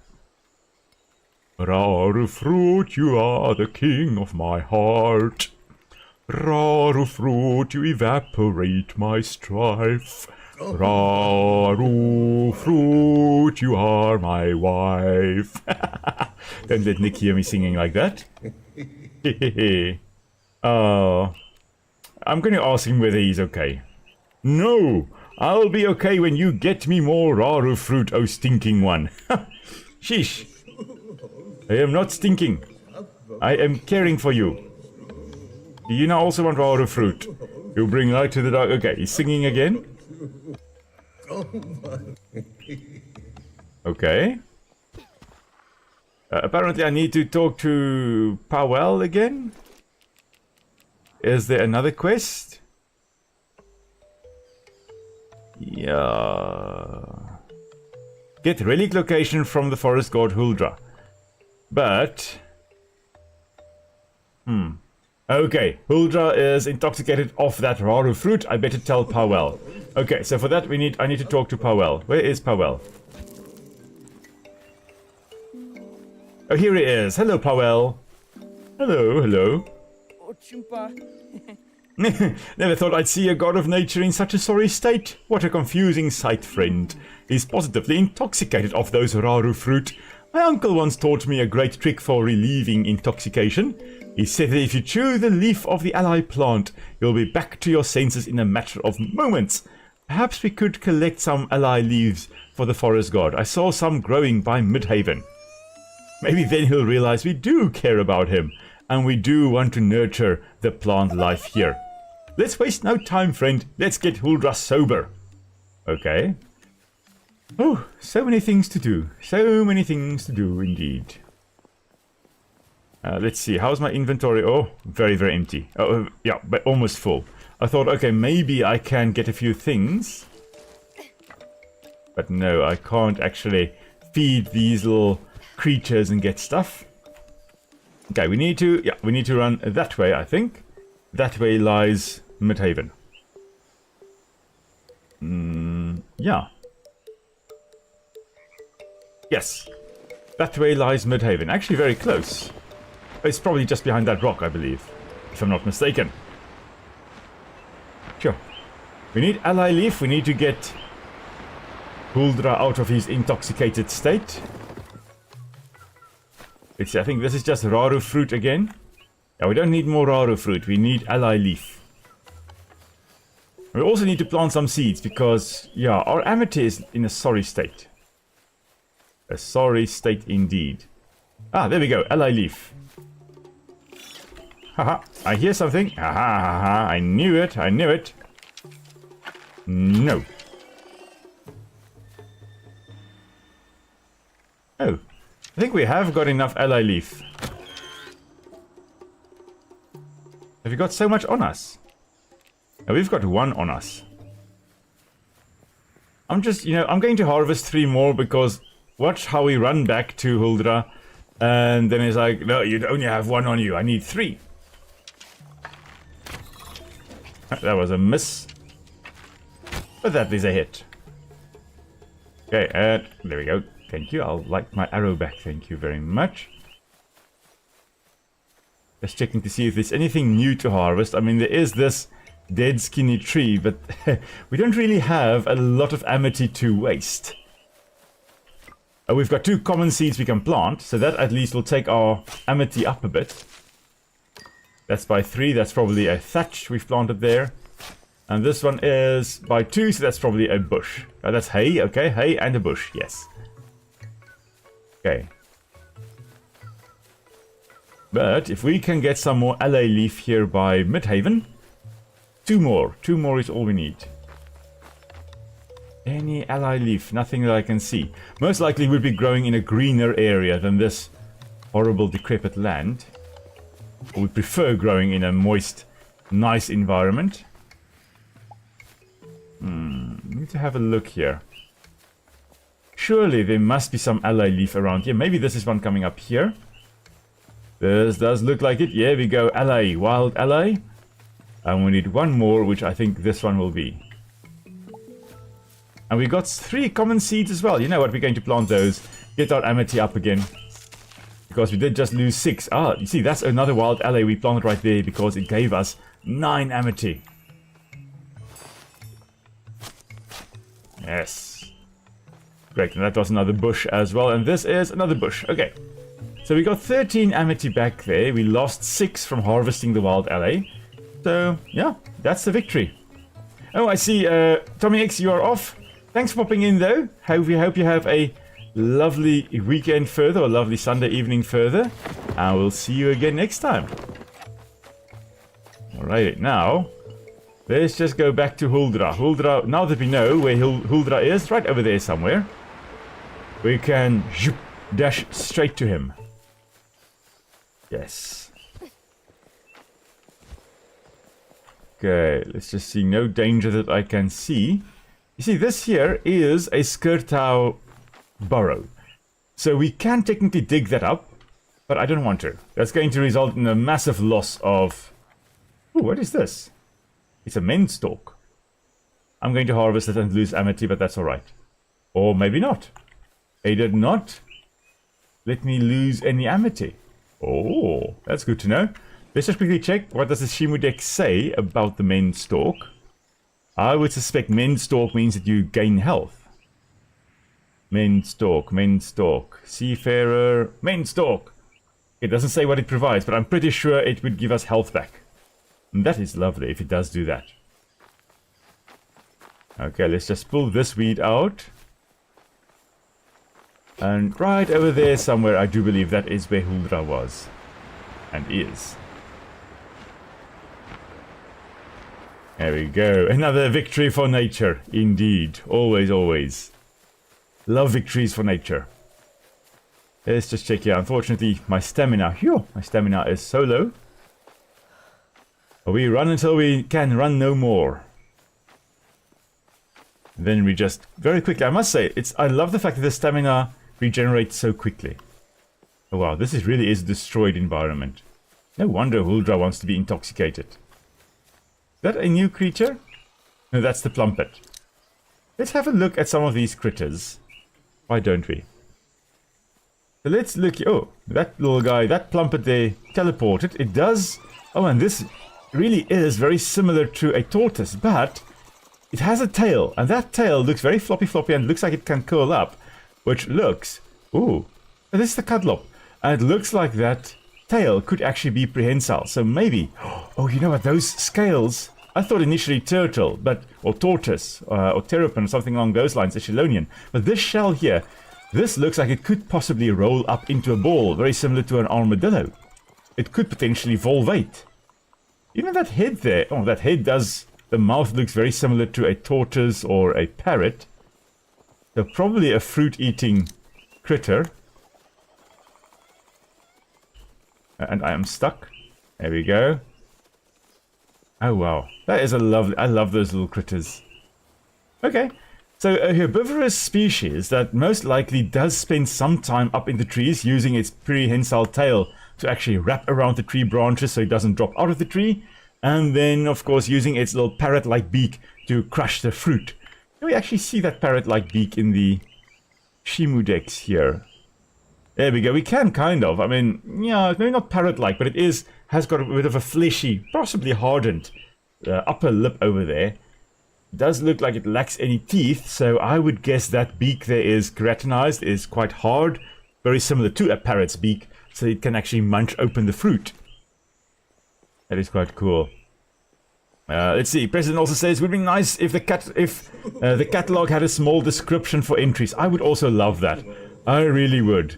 I found it quite sad that we don't have that in the Shimudex, but still being early access, maybe, we get something along those lines here. And hey, if the developers are listening, I'll be happy to write some stuff. So let's see here. I do believe we should now be able to give the ally leaf to Huldra. Oh, yip, cherry, rare fruit for me. Oh, Stinking Human is back. What do you have for me there, Stinker? More rare fruit? Yes. Large gratitude, Stinking Human. Now fork it over. Huh? Why do I feel so crushingly normal? Human, you tricked me. I should have known you'd ruin my good time like you ruin all that is good. You see the vast area of deadness around the oasis we're standing in? It was once all like this, a flourishing sacred forest, till you humans came along and over-harvested all my forests to oblivion. Now all that's left is this small patch of life. Pathetic. Well, I say, let's fix it. One restored sacred forest will not heal the fractured ecosystem of all Aghasba, thoughtless human. And, that's an interesting thought, because what we're looking at here is habitat fragmentation. Once a massive piece of forest, broken up now into small little fragments that is still functional. And those little fragments cannot sustain the diversity of life, plants, animals, fungi, all those things that a large intact piece of forest can. And so in essence, these small fragments are not really of that much value in terms of conservation. You need a large intact piece of forest to really benefit. So what would be great if we can do, over time at least, is actually form not just little fragments of rehabilitated or restored habitats, but instead can link it somehow with corridors of vegetation between this island and that island, so animals can move freely. That will promote biodiversity. That will help us get as many species of plants and animals in the ecosystem and surviving in the ecosystem, and not just surviving, but thriving in the ecosystem as possible. So hopefully we can create a large extent of restored vegetation as well. So it's interesting. Doesn't help you just heal the fractured ecosystem. You need to heal the entire area, not just one little sacred forest. But if you insist on helping, I could see what I can do if you brought me a certain amount of amity and some other items. Is that clear? It is clear indeed, but I want to know, Jubanga? Looking for more Jubanga to kill? I'm afraid the truth is you've killed them all. I've not seen one flying since long before the withered showed up. All signs point to extinction. They were an exceptional species. Even in death, they gave life. Of course, that little patch we saw earlier where there is a dead Jubanga, that ecosystem, if it were to be restored, would be absolutely amazing. You see, when a Jubanga died and its corpse fell to the land, the most amazing foliage would grow from its bones, like a whale-fall, as I've mentioned a little bit earlier. These were called fertile groves. They're all lifeless now, your fault. But if you'd like to see one, I recommend Sea Florid Oasis in the Aztembo region. Is that clear? Is clear. Let's just check. Sacred forests, what about them? There are many sacred forests about Aghasba. They are all currently dead due to human ambition and disregard for nature. When a sacred forest is restored, it is likely to sprout a colossal seed. You are free to do with this seed what you will. Is that clear? Indeed. Let's see. Fertile groves. Yeah, that's just saying again what he did say. Yeah, and we can see it at Aztembo. That is indeed all clear. Thank you, Huldra. A shining day upon you, stinking human. Oh, funny. I love Huldra. He's such an interesting spirit. Okay. Now.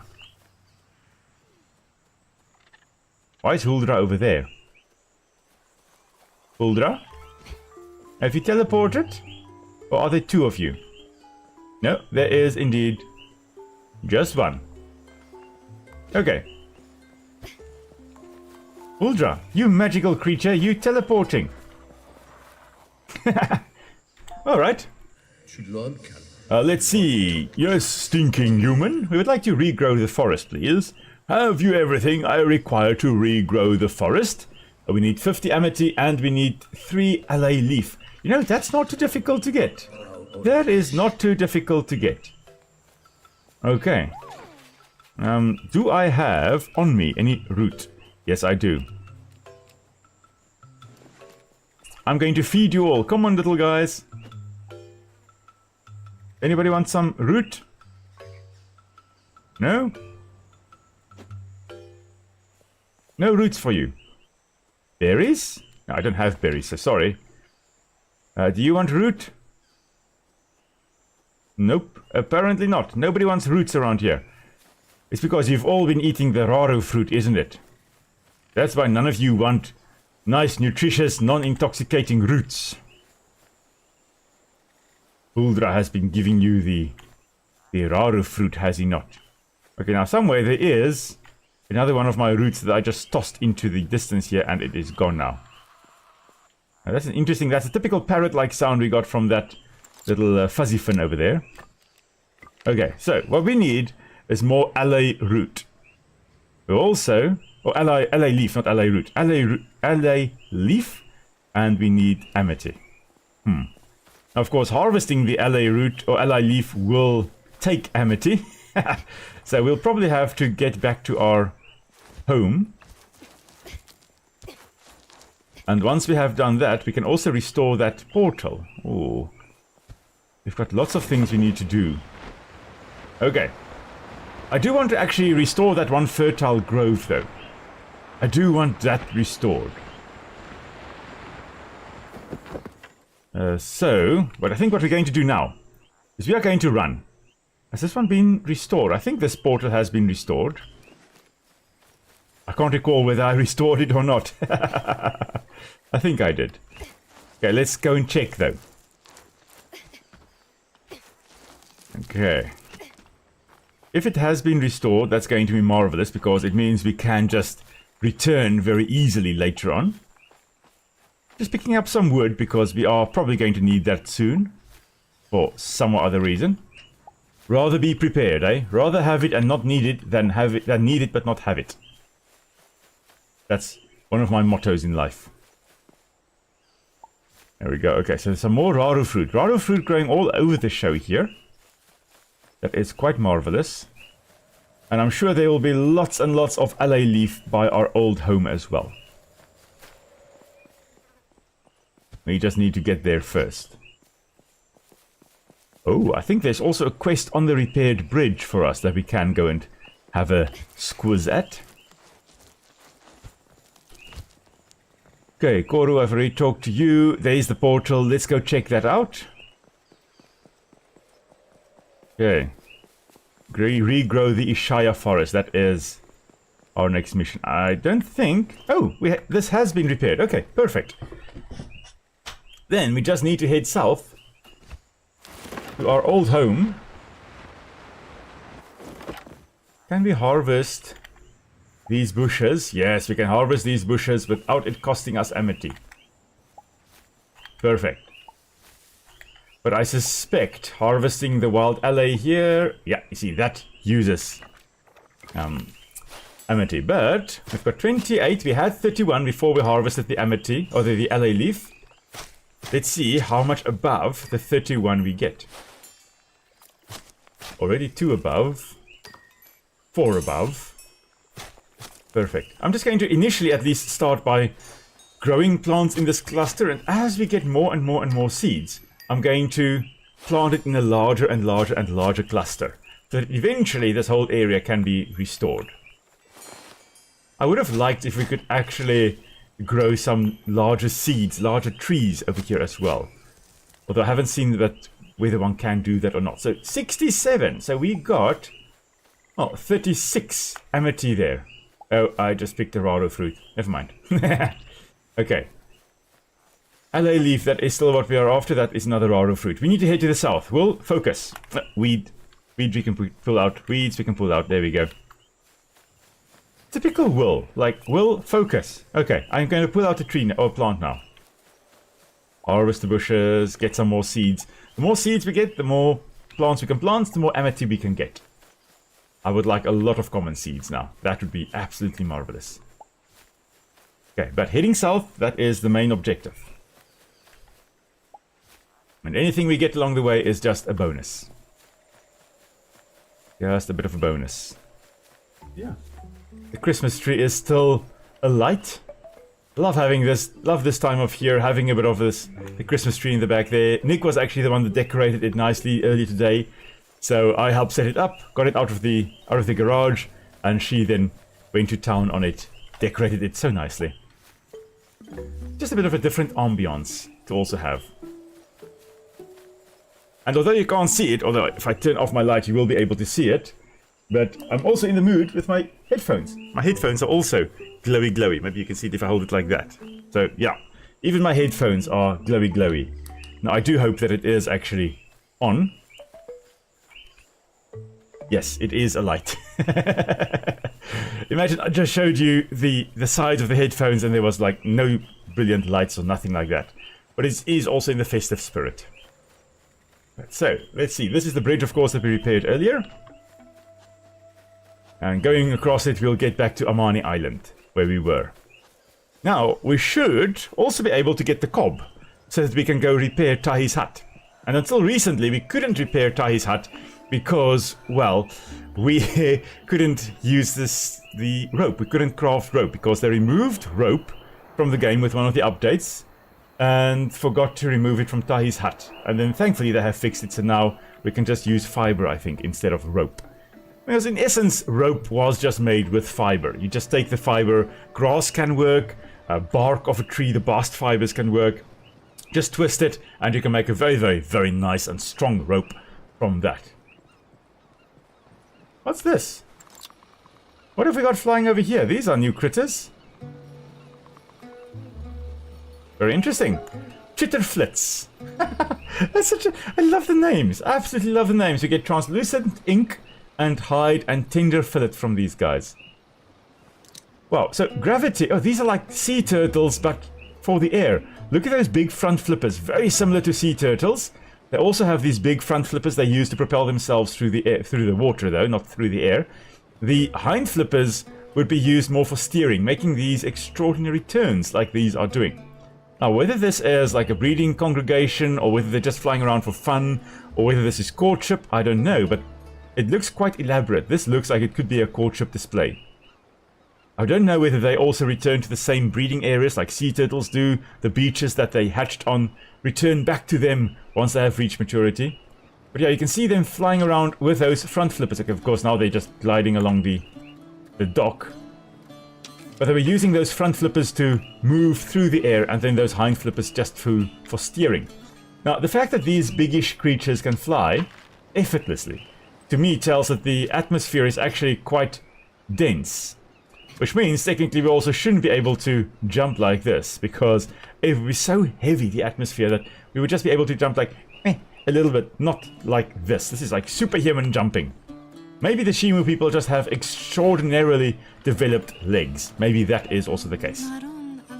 Ah, Jabari. Hello, friend. Did you need something from me? I hope you haven't worried anyone with my absence.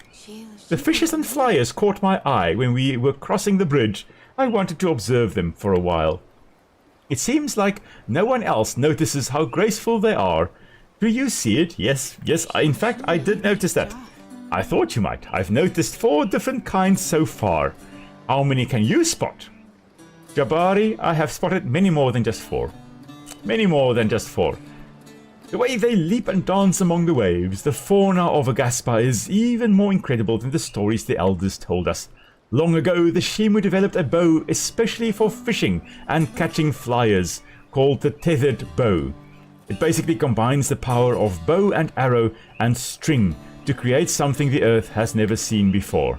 My father entrusted me with the knowledge to craft it back on the Hora, and when he decided to take me on as fisherman's apprentice, I wanted to make sure you had learned to appreciate the majesty of these creatures before passing that knowledge on to you.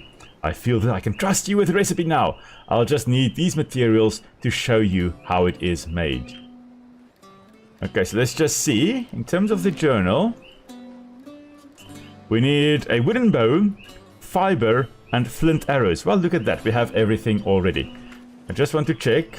Ooh, you know, the fact that we don't have a lot of space here may be a bit of an issue. I'm wondering, maybe she'll use this one bow in that, for that tethered bow. We actually do have 2 bows, and both of them are equally degraded. Okay. Thank you for your effort, friend. Here's the instructions on how to make your own tethered bow, if the one you're using breaks. Remember, the bow has uses other than hunting. If something is out of your reach, it can help you retrieve it. Thank you for taking the time to study the glory of wildlife with me. I'll head back to Midhaven now, I guess. Powell's there, right? Yes. Well, Powell is somewhere on a mission with Huldra. Are you Huldra in disguise, Jabari? Because you've just teleported like Huldra did. Okay.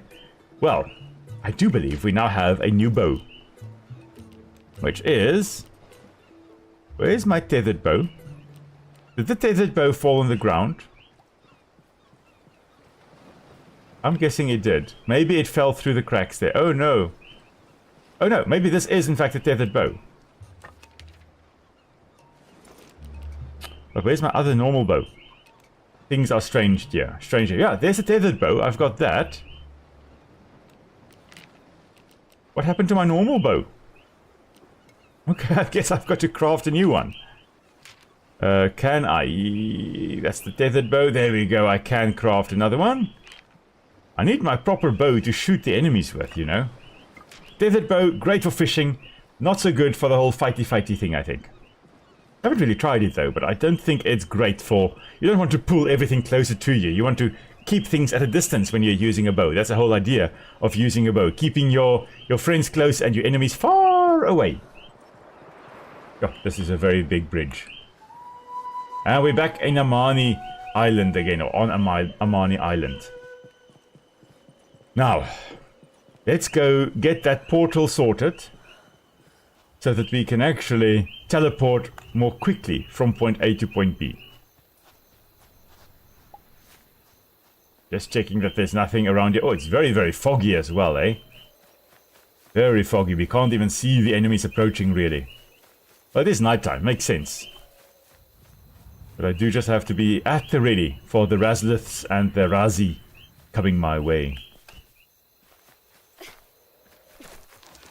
Okay, yes, let's just climb onto the rocks, even though they are small enough to jump across. Oh, yes. I'm looking forward to seeing what else spawns at our tree, because... Oh, we've got the Raro fruit on us, don't we? Yeah, we've got Raro fruit on us. We can actually go restore that ecosystem even more. So I do want to do that in the day, because then we can actually see what is happening quite nicely. There was a very eerie whoa sound in the background there.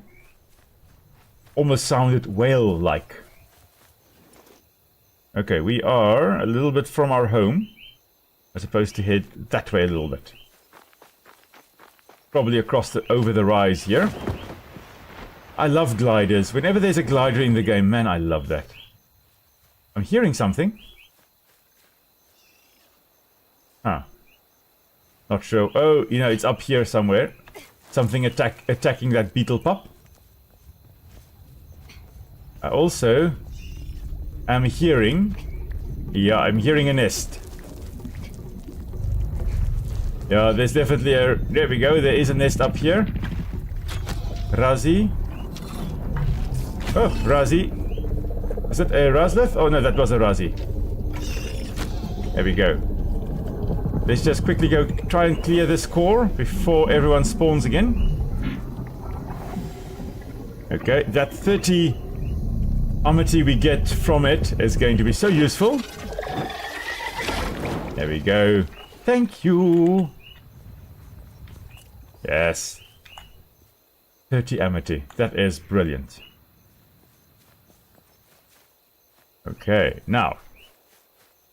Anything else here? We can, if we wanted to, we can exchange some of our seed here from the pollination pod. Although we are under attack. Aha. Not today, Satan. Not today.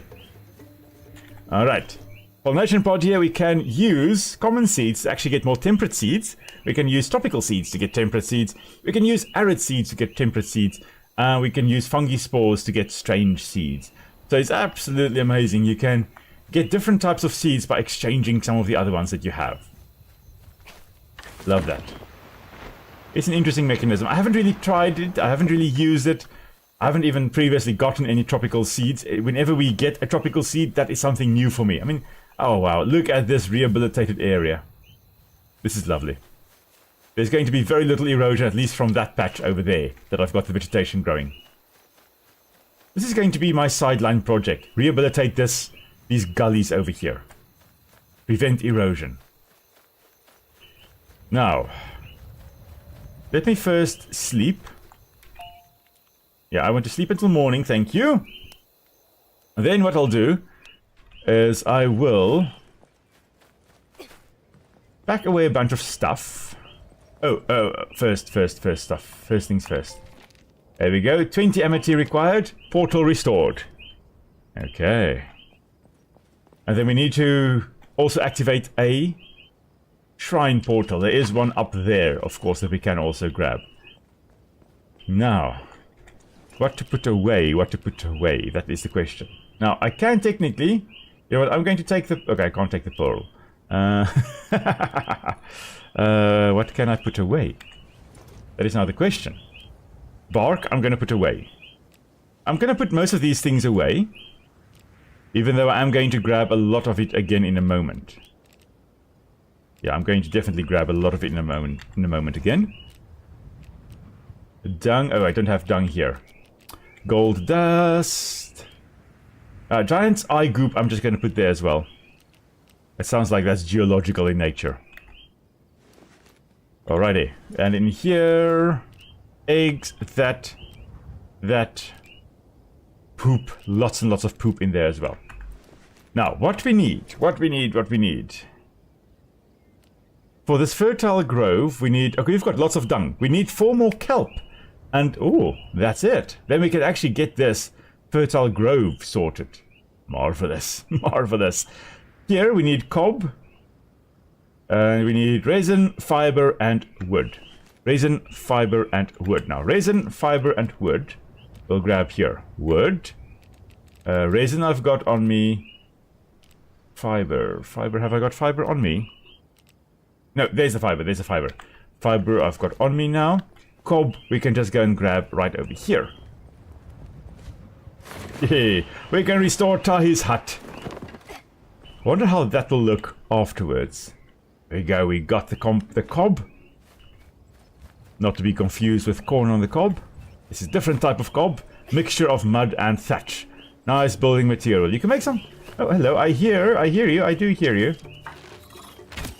I'm just going to shoot you in the face. So, cob is a very nice building material. If you don't have, like, wood available, that's a very nice building material. It is quite durable.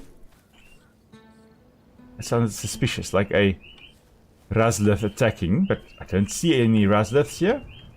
But yeah, corn is, or cob at least, is quite strong. It's windproof, of course, as well. There is a Razlith. Oh, wow. Okay, Spikeroo, remind me not to, you know, fight with you. Because, yeah, you are aggressive. Huh. Interesting, I did not realize the Spikeroo was so dangerous. Okay, anyway, here we go. Let's build this. Tahi's hut is being built. There we go. Oh, we get stone stairs. Whole bunch of things we can now craft as well. And there we go. Nice. Now we need more kelp. 4 more kelp. That is what we need for the fertile grove. And, well, we should have some kelp down here. Let's just check. There we go. There is a piece of kelp right over here. Seagrass we can harvest. So I always thought kelp is actually a type of algae. And algae being in the kingdom Plantae, so in the plant kingdom. But no. Kelp is not actually a type of algae. Kelp, like the seagrass we are harvesting here, is not related to the algae we see growing over here. Kelp is actually more closely related to other protists like slime mold and stuff like that, although they are not slime mold itself. There we go, we've got a fill order we can complete. Well, that is going to be absolutely magnificent. Okay, so if you ever need a bit of kelp, this little pond, really nice place to get kelp. I love diving in there to get it. Don't have to worry about going to the coast or anything along those lines. Okay, let's just check what we need on us. We need all the kelp, one elastic fin, and a whole lot of dung. 30 dung to be precise. Okay. Let's see here. I'm gonna take all the poop. Because why not? Okay. We need... what else? What can I put away? Salt. Salt I can put away. Sorry about that. There you go. Oh, have we got roe? We've got roe, haven't we? Yes, there we go. Roe. So basically, fish eggs. That's what we got. So the fish that were in that pool actually spawned on the kelp that we harvested. And we actually harvested that roe, those fish eggs, along with the kelp. So, two things for the price of one, I guess. Elastic fin, that is what we also need. So, one elastic fur, elastic fin, thank you very much. Elastic fin, that and all the kelp, thank you. Alright, and then I'll just transfer one raro fruit. Because we need 3 raro fruit to upgrade that tree. Let's go do that, shall we? Oh, yes. And then we'll also see, we should then be able to plant some more temperate seeds up here. Get a whole bunch more amity as well. I wonder whether the creatures here have been eating or not. Hi, shame. Creatures, injured Skirtar, what do you need? Berries. Oh, man, I don't even have any berries. I'm sorry. Another injured Skirtar. What do you need? More berries? Also berries. Ah, I don't have any berries. I'm so sorry, little ones. I am so sorry. Okay. Lots and lots of creatures. Nothing new that I can see on here. But, little sprite. Lord, greetings, malodorous human. Are you of the mind to grow the colossal tree? If so, here are the requirements. Well, I'm ready. See, you've improved the surrounding ecosystem to the point that we may grow the tree. Yes. Need a spot of amity and some other items, if you don't mind. We've got the raro fruit. We've already used the amity and the dung. There we go. Stand back now, please, as I make a solemn plea to the spirits. We've toiled in the soil to delight thee. Let us grow the tree. Shimu Shima. Woo! And there we go. It has grown even more. Oh, wow.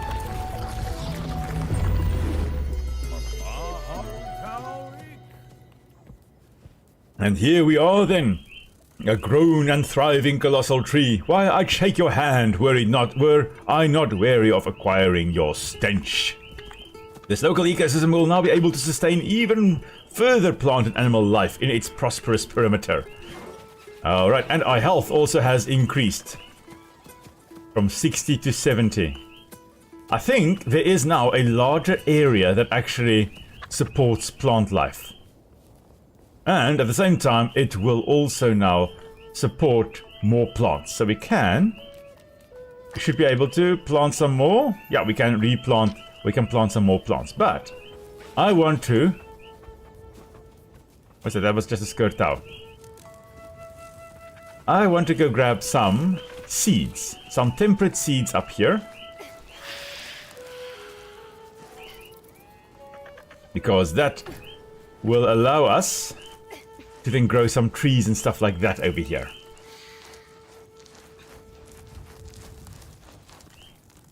Okay, so let's check the tethered bow. Should probably take the tethered bow and link it.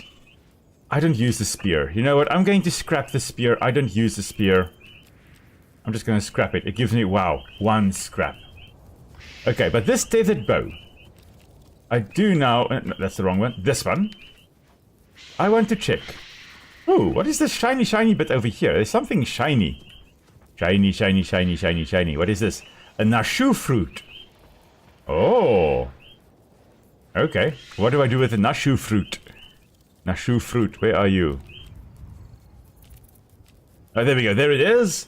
Nut-like fruit that hurts really bad when it falls on your head. It's like a coconut, basically. Consume this to recover major health. Okay, so that's quite nice. But this tethered bow, I do want to check. Can we grab... Yes, we can.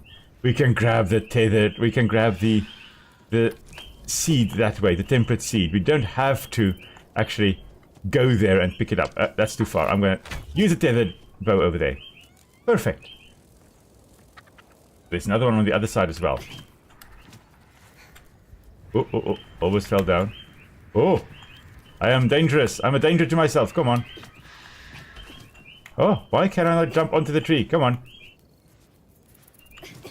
Oh, this is dangerous. Why can I not grab onto the tree? There we go. Okay, great. We're getting quite a lot of temperate seeds. And, ooh.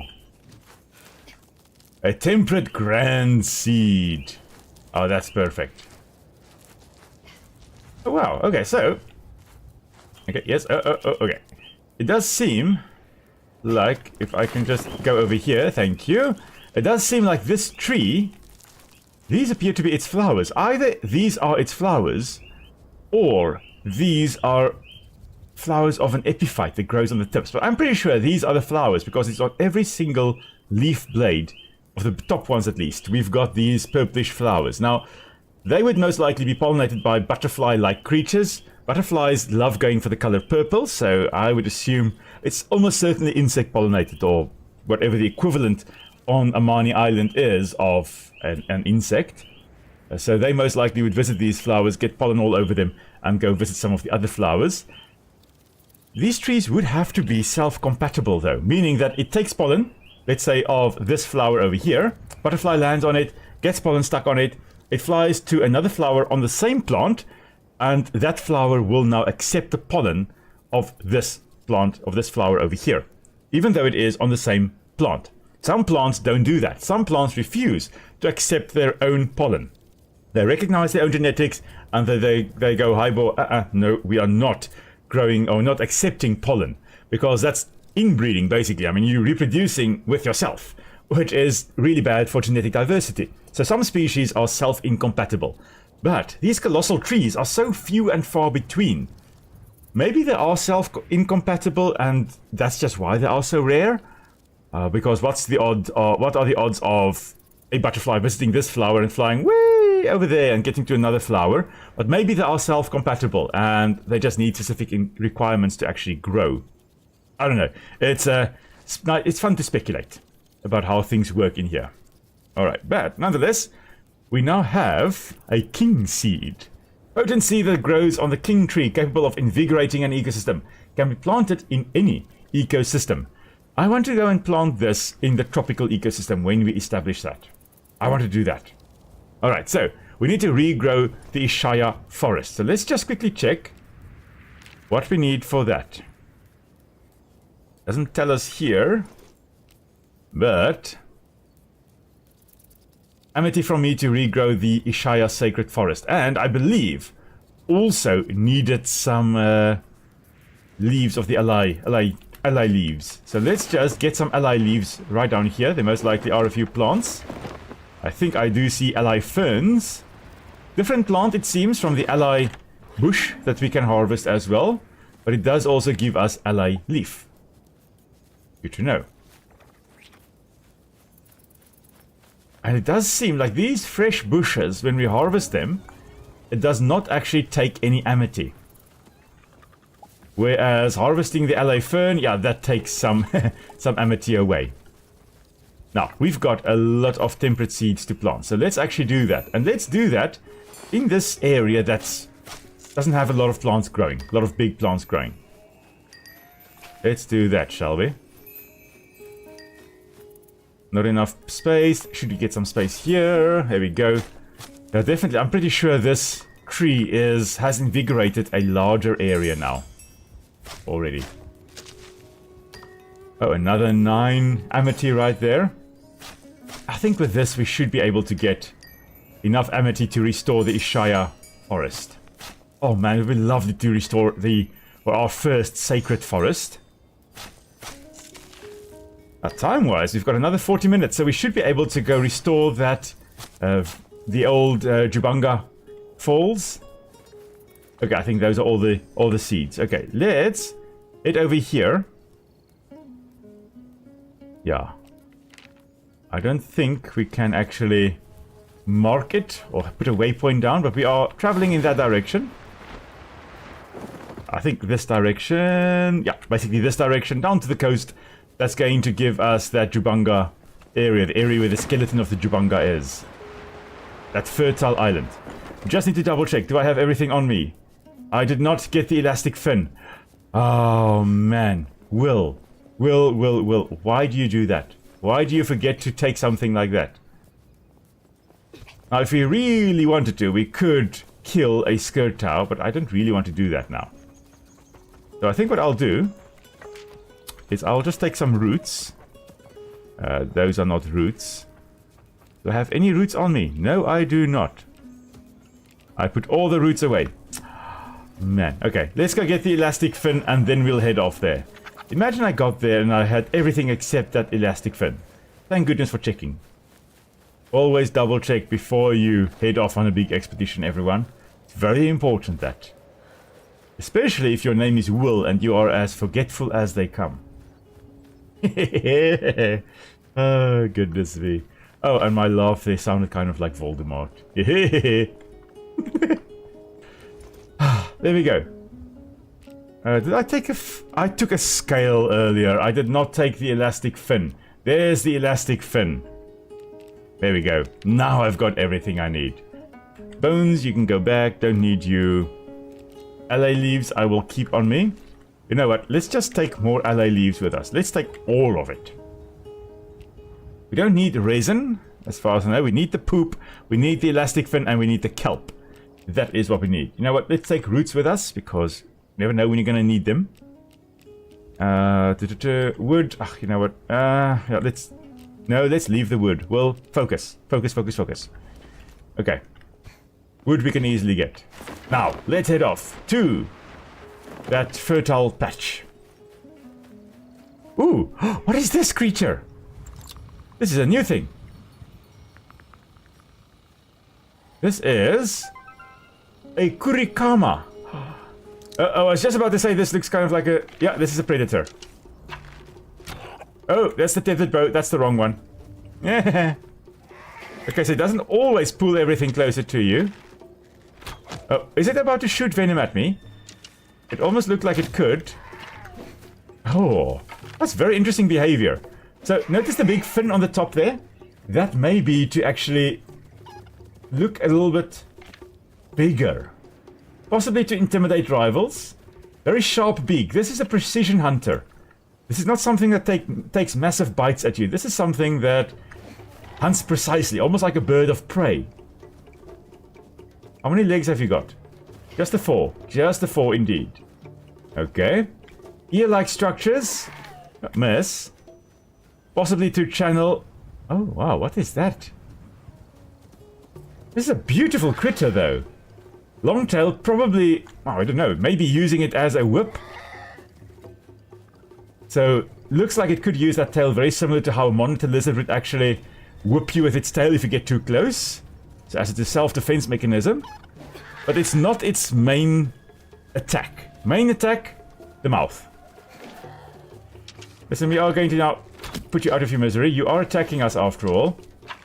Very armored shell. I'm going to assume that shooting it on its back is not going to be effective. Kurikama. I love it. Love the name. Love the creature. So well designed. That looks like something you really could find in a landscape like this. Hello, withered Razi. Oh, not Razi, Razlith. Ah, 2 misses. There we go. Now you're dead. Haha. Thank you. I would like my one arrow that I shot into the ground, please. And my other arrow as well. Come on, there we go. There's the one. May have gotten both back. I think I may have gotten both back. Okay, let's head on. On to where we are going to restore a first of our new things we are restoring. A fertile patch. And then after that, of course, we are going to restore the sacred forest as well. After getting rid of that withered Razi. I hear another one. I hear you. I see you. And now you're dead. When will you learn? You don't attack Will. I even saw you. Yes. No. Stop with your nonsense. There we go. Okay. So just up the coast here, we should find that Jubanga skeleton. Just climb on top of the rock here to get a bit more elevation. So we can also glide a bit further. Let's just check. Yeah, we're almost in the right direction. It's a little bit more to that side. There we go.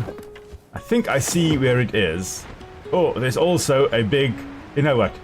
I can always do with a bit more amity. One of the withered Razi is already coming closer. And already died. Dead. There is a withered Razlith over there as well. This is one of the big ones. With the tumors as well. Yes, I also missed. Okay. Ah, got stuck in the rock there, I think.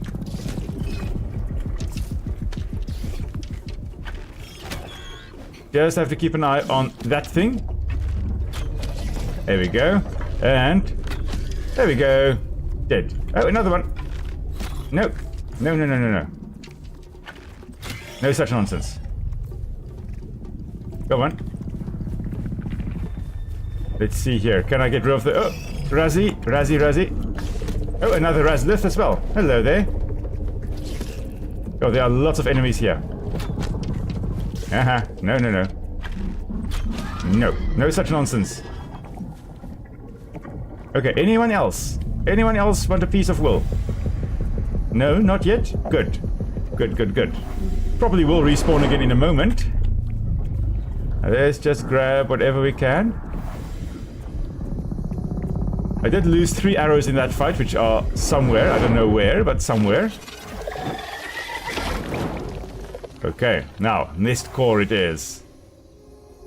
Just again, keeping an eye. There we go, Razi has spawned. No, no, no, no, no, haha. Oh, it's dead. Okay. They vanish, it seems, when the core vanishes as well. Good to know. Ah, yeah, here we go. The Jubanga skeleton. I love the fact that you can get a lot of amity repeatedly by clearing those cores. Making sure that the area is less withered, less corrupted. Hello, Mr. Magical Piece of Poop. I have come to give you stuff, Mr. Enchanted Dung. Quell my starvation with all this stuff, and I can see what I can do about getting this grove growing, buddy. Alright. The mangoes are talking to us. Icky, icky. Hey, now, that's the stuff. Alright, stand back and let me see if I can remember how to do this. Spirits, oh spirits, of eternal threads wove. Spirits, oh spirits, let us flourish this grove. Shimu! Shima! Shimu, Shima. He's got a lot of eyes in his poo. In his poo face. And there we go. Nice. Another a fertile patch. Finally restored, a fertile grove. Oh, wow. Oh, look at this. All the flowers. Oh, wow, lovely fruit on here. You know, this reminds me of cocoa bean. I've never actually seen a cocoa bean in real life, but this does remind me of cocoa bean. Wow. Not sure whether there are any new animals in this area or whether this is just... Oh. Oh, goodness me. Look at all these big plants. Now, these plants we see over here remind me very much of... Oh, there's something there. I don't know what, but there is something there. These remind me of some of the worms you would find on the whale carcasses in Whale Falls. Where's the thing? There, somewhere over there. There is something over there. I think there's something flying. There is a little something flying up there. I'm not going to climb all the way up there. I'll probably see them in some of my other areas. But yeah, these types of worms will actually dig into whale carcasses. They are called whale worms, or whale bone worms, if I'm not mistaken. I think one of the many reasons why it's challenging to actually find whale carcasses, because they have been around for many millions of years. As long as whales have been around, with these big bones landing in the bottom of the ocean, they have been there feeding on it. They dissolve the bone and they get nutrients from the bone. Everything they need, they either get from the bone or from the water around that carcass. Oh, there's something flying over there. That we can potentially get to. That's not too far. Oh, okay. Maybe we won't be able to get to that. This is lovely. This is an amazing little fertile patch. Oh, you guys are flying away. Why are you flying away? Nobody here? Nobody here to scan. Oh, man. Okay, we'll get them again. But, fertile grove. Our first fertile grove. That's amazing. Let's see. President says, Jubanga, interesting creature if its corpse can colonize a region. Very similar to whales. I mean, they are basically, I think, the whales of the, almost the arboreal. Arboreal is trees. Of the aerial environment here on Aghasba. I would love to see the Jubanga in the game, and I'm pretty sure they are in the game, just much later. You've got lots and lots and lots of stuff you need to do before you can actually potentially even see them. So I don't think they are extinct. I think we'll find that they are what we call a Lazarus species, a Lazarus taxon, meaning that they were thought to be extinct for a long period of time, and it turns out that nope, they are still alive. They have been brought back from the brink of extinction, or from extinction itself. But, you know, we thought they were extinct, but they're actually not. Technically, we could have teleported over to Midhaven, but we are going to run there. But yeah, Jubanga, if they are anything like whales, and I think they are, when they are alive, their poop will fertilize the area as well. A lot of animals also will be... A lot of ecosystems in the ocean are based on whales and their whale poop. No, Memphis, you're not allowed to climb all over the place here. No, go back to the table. He's sitting on my left-hand side here. He's, with all intents and purposes, he wants to, or with all his might, he wants to head to the right-hand side here, because Cinnamon's food is on my right-hand side here, and he is very determined to snack on her food before this evening is done. Memphis, you're on a diet. You're doing so well. He was like seriously overweight. But now, he is, I think, 400 grams away from his goal weight. He has lost 1.5 kilograms already. It is amazing. He was almost 7 kilograms. And now he is almost on 5 kilograms. Which is amazing. So proud of him. But it's difficult. It's a challenge. I need to weigh his food every single day. You can only get a certain amount. No, Memphis, no. He's going to switch things off here by climbing over my computer. No, you're not allowed to jump over here. No, I know you want to eat. I'm going to give you some of your food, but you're not allowed to eat Cinnamon's food. You're on a diet. I'm going to show you to the people, and then I'm going to feed you. Okay? You know, because you guys can't... So you can actually see Memphis. Memphis, come.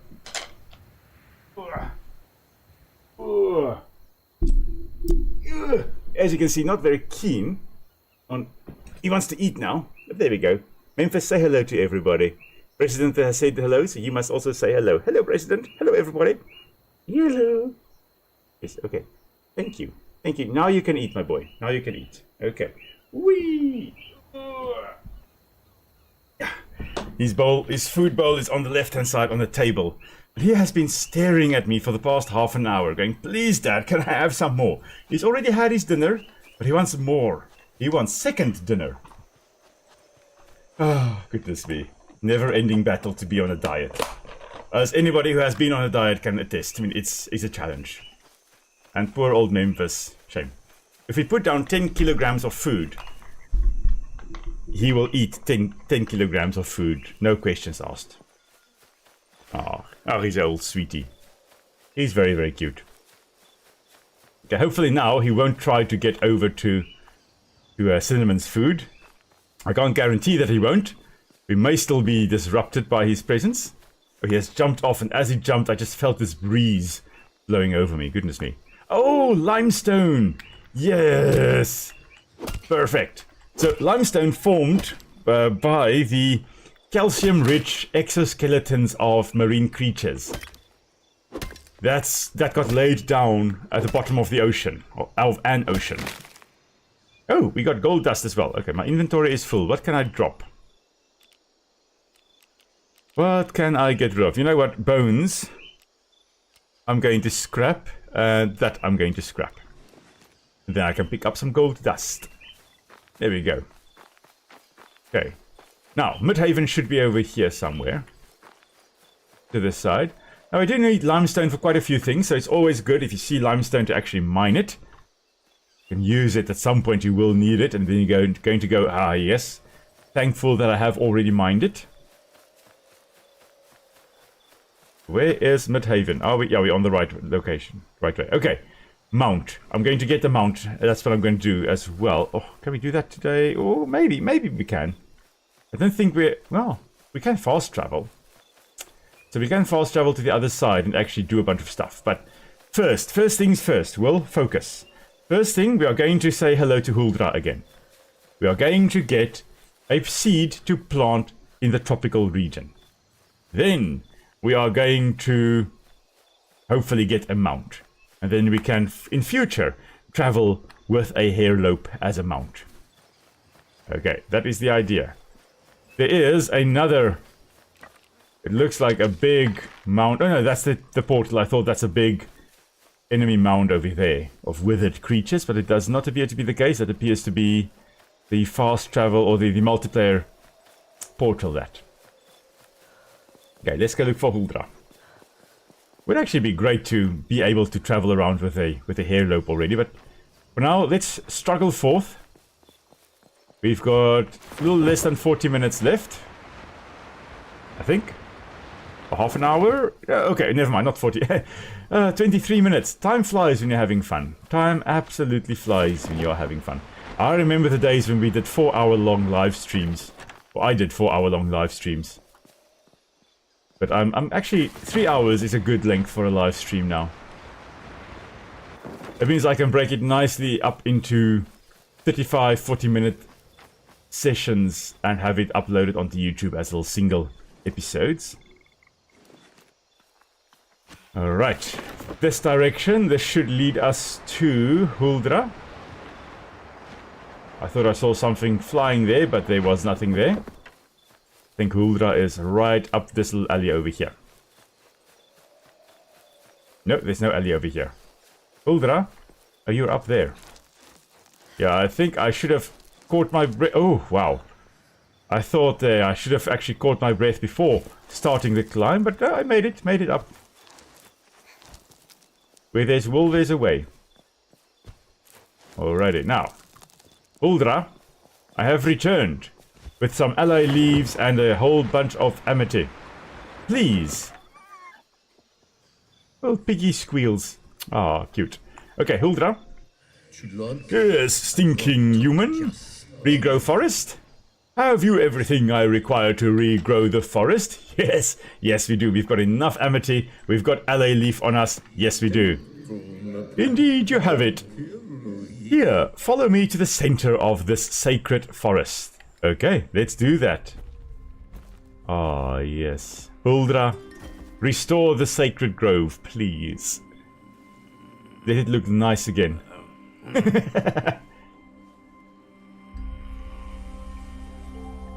Yes.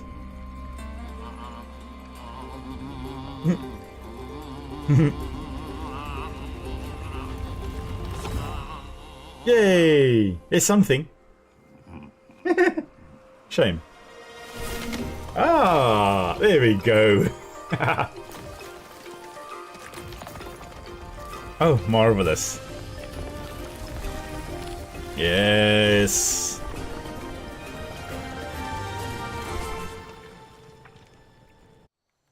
Ah, nice.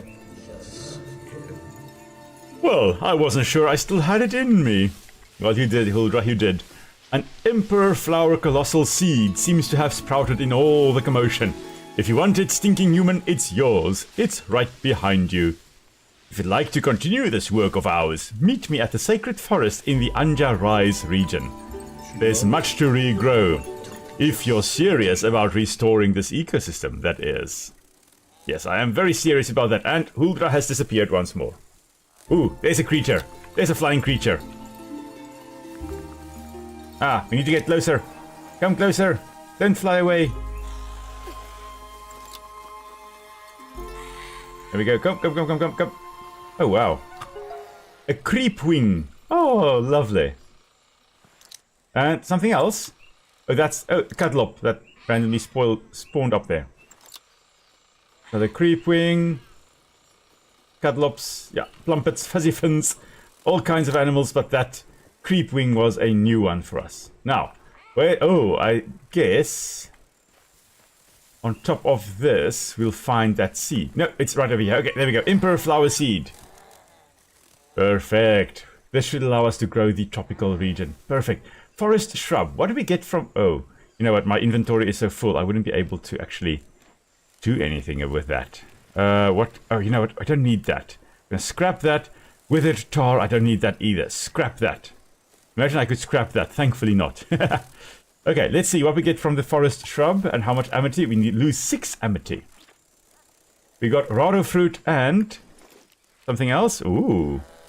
God root. An earthy root with heavenly properties used in cooking recipes. Oh. That is cool. Nothing else lying on the ground. Good. Anything up in this tree?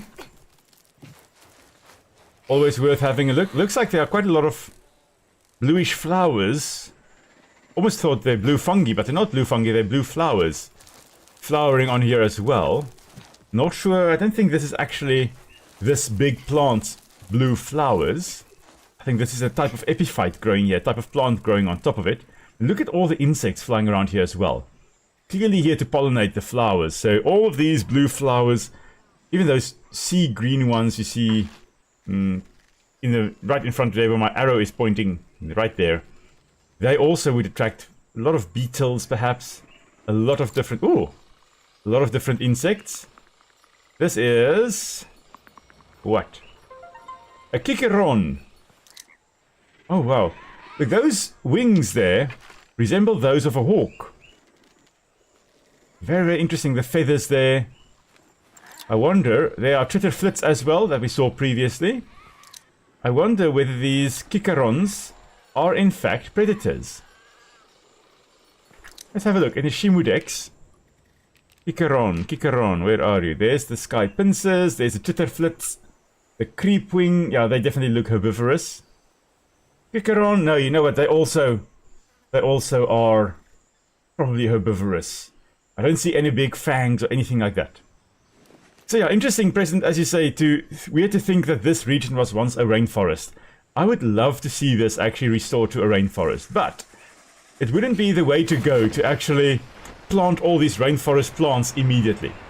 You should start, or the way you should start restoring this is by planting a bunch of shrubs and then getting them to grow a little bit larger and then plant because a lot of rainforest plants are actually shade or prefer shade. They're sun sensitive. So what you should do, I'm going to just drop down because the glider is very noisy. What you should do is you should have those shrubs then grow up. And as they grow taller and actually create shade on the ground, then you plant your trees, your little saplings of your forest trees.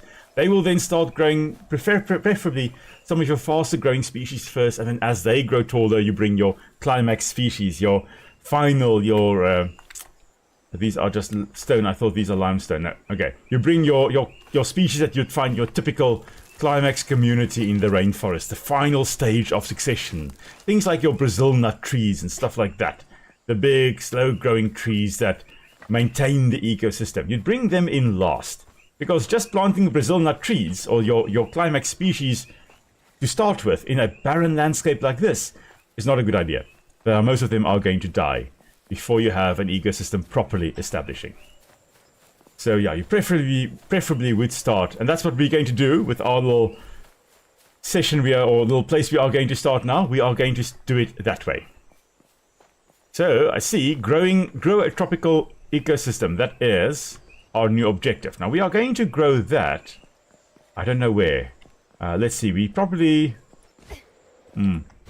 Let's climb that wall. No, climb that wall would take too much time. Let's climb this pillar over here. Okay. So I think we should grow it to that side over there. I don't want to grow it up on the plateau. That's too difficult to get to the whole time. Very, very mountainous to this side. That looks a little bit close to the withered area. I don't think I want to go and build there either. So I think we'll have it down in this section over here. That's where we're going to plant our seed. Okay, so let's go and do that, shall we? Let's just grab it. Where we are. Emperor flower seed. Let's see how far we need to be. Oh, 300 meters away. Goodness. Okay, so off we go. Not even sure whether we would be able to plant it around here. I don't think we'll be able to plant it here. Okay, so maybe we do need to plant it up at the top there. So let's have a look there, shall we? Oh, my word, okay. Okay, we are currently in the tropical area, as is signified by that little symbol on the right-hand side underneath the map. And now we're in the temperate again. I think we're not in the tropical area anymore. Huh. Okay, I do think we'll need to be in a tropical ecosystem, though. Or at least want to be in a tropical ecosystem. Come on, give me the tropics again. Can we grow it here, even? I want to just quickly link it. Let's link it to there. Region not ideal for this ecosystem. You see, it needs to be a tropical area. Okay. We're in temperate. This won't work here. I wonder over there.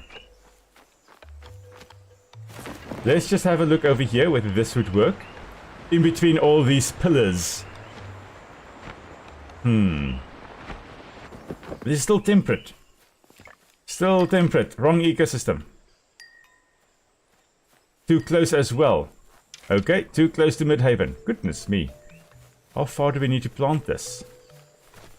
You see, this is now tropical. Now we're back in the tropical area. Another 50 meters to go. Okay.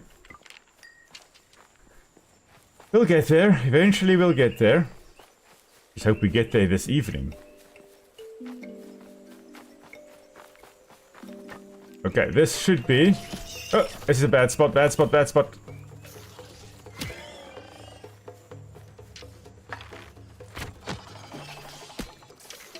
I see you, you naughty Razzies. And Razlith over there. Yeah, I see you. I did see you. I shot you. I am hoping that there is no nest here. I don't think there is a nest, so maybe... Not enough space, something is in the way. There we go.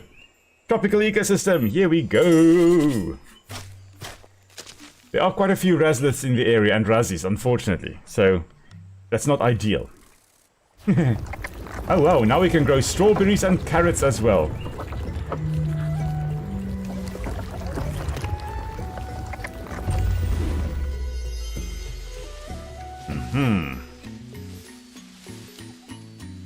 Okay, yes, we're having a beautiful view of the rocks there.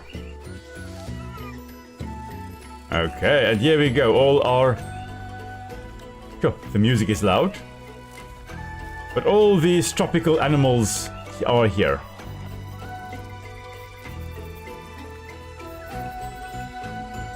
Okay. Okay, the music has stopped. That was quite loud, the music. 117 amity we have. Right, let's have a look here. What have you got to say, Sprite? Lord, greetings, malodorous human. Are you of the mind to grow this colossal tree? Here are the requirements. Feed the creatures. Tropical seeds planted in the ecosystem. Fully grown plants in the ecosystem. Okay. So we need to do those things. Now this does mean we probably will get tropical seeds. from on here. Yeah, there we go. I do believe those are some tropical seeds. There we go. Got one. Got two. We only got two from it. Oh, that's sad. Okay. Now, let's plant those, shall we? While we are here. Oh, we did get 3. Let's grow some tropical plants. Hopefully these will be small-ish shrubs rather than big, fully grown trees to start with. But there we go. Okay, so let's see. We'll have a salt fern growing over here. Interesting salt fern, okay. More salt fern over here and a rauru tree. Okay, so these are all smallish plants that we are growing here. That's perfect. That is ideal. We don't want big trees growing here. Another limestone boulder. Let's just harvest this while we are here. Okay. No amity taken away from us by harvesting the limestone there. Okay. Well, that is brilliant. And you know what? Let's just observe this creature. There's another creature up there that's also new. A makasa. Wow. Interesting names. I love it. Absolutely love it. Now, I did see a centipede-like creature flying around as well. Okay, now we can't get there. Although that is now gone. Most likely they're only present in the daytime, and well, it is now nighttime. But you know what? I think that is a good spot to end today's episode as well. So today's live stream. I will be back, of course, on Friday with another episode for Towers of Aghasba as well. And in the meantime, I will also be back on Tuesday with another episode of Empire of the Ants. And in that, I will, amongst other things, be talking about how ants measure distances, which is quite fascinating for me at least. So until then, everybody, I hope you have a wonderful weekend further. I hope you have a great week ahead. I will see you all again soon. And until then, stay safe, everyone, and thank you so much for joining us tonight.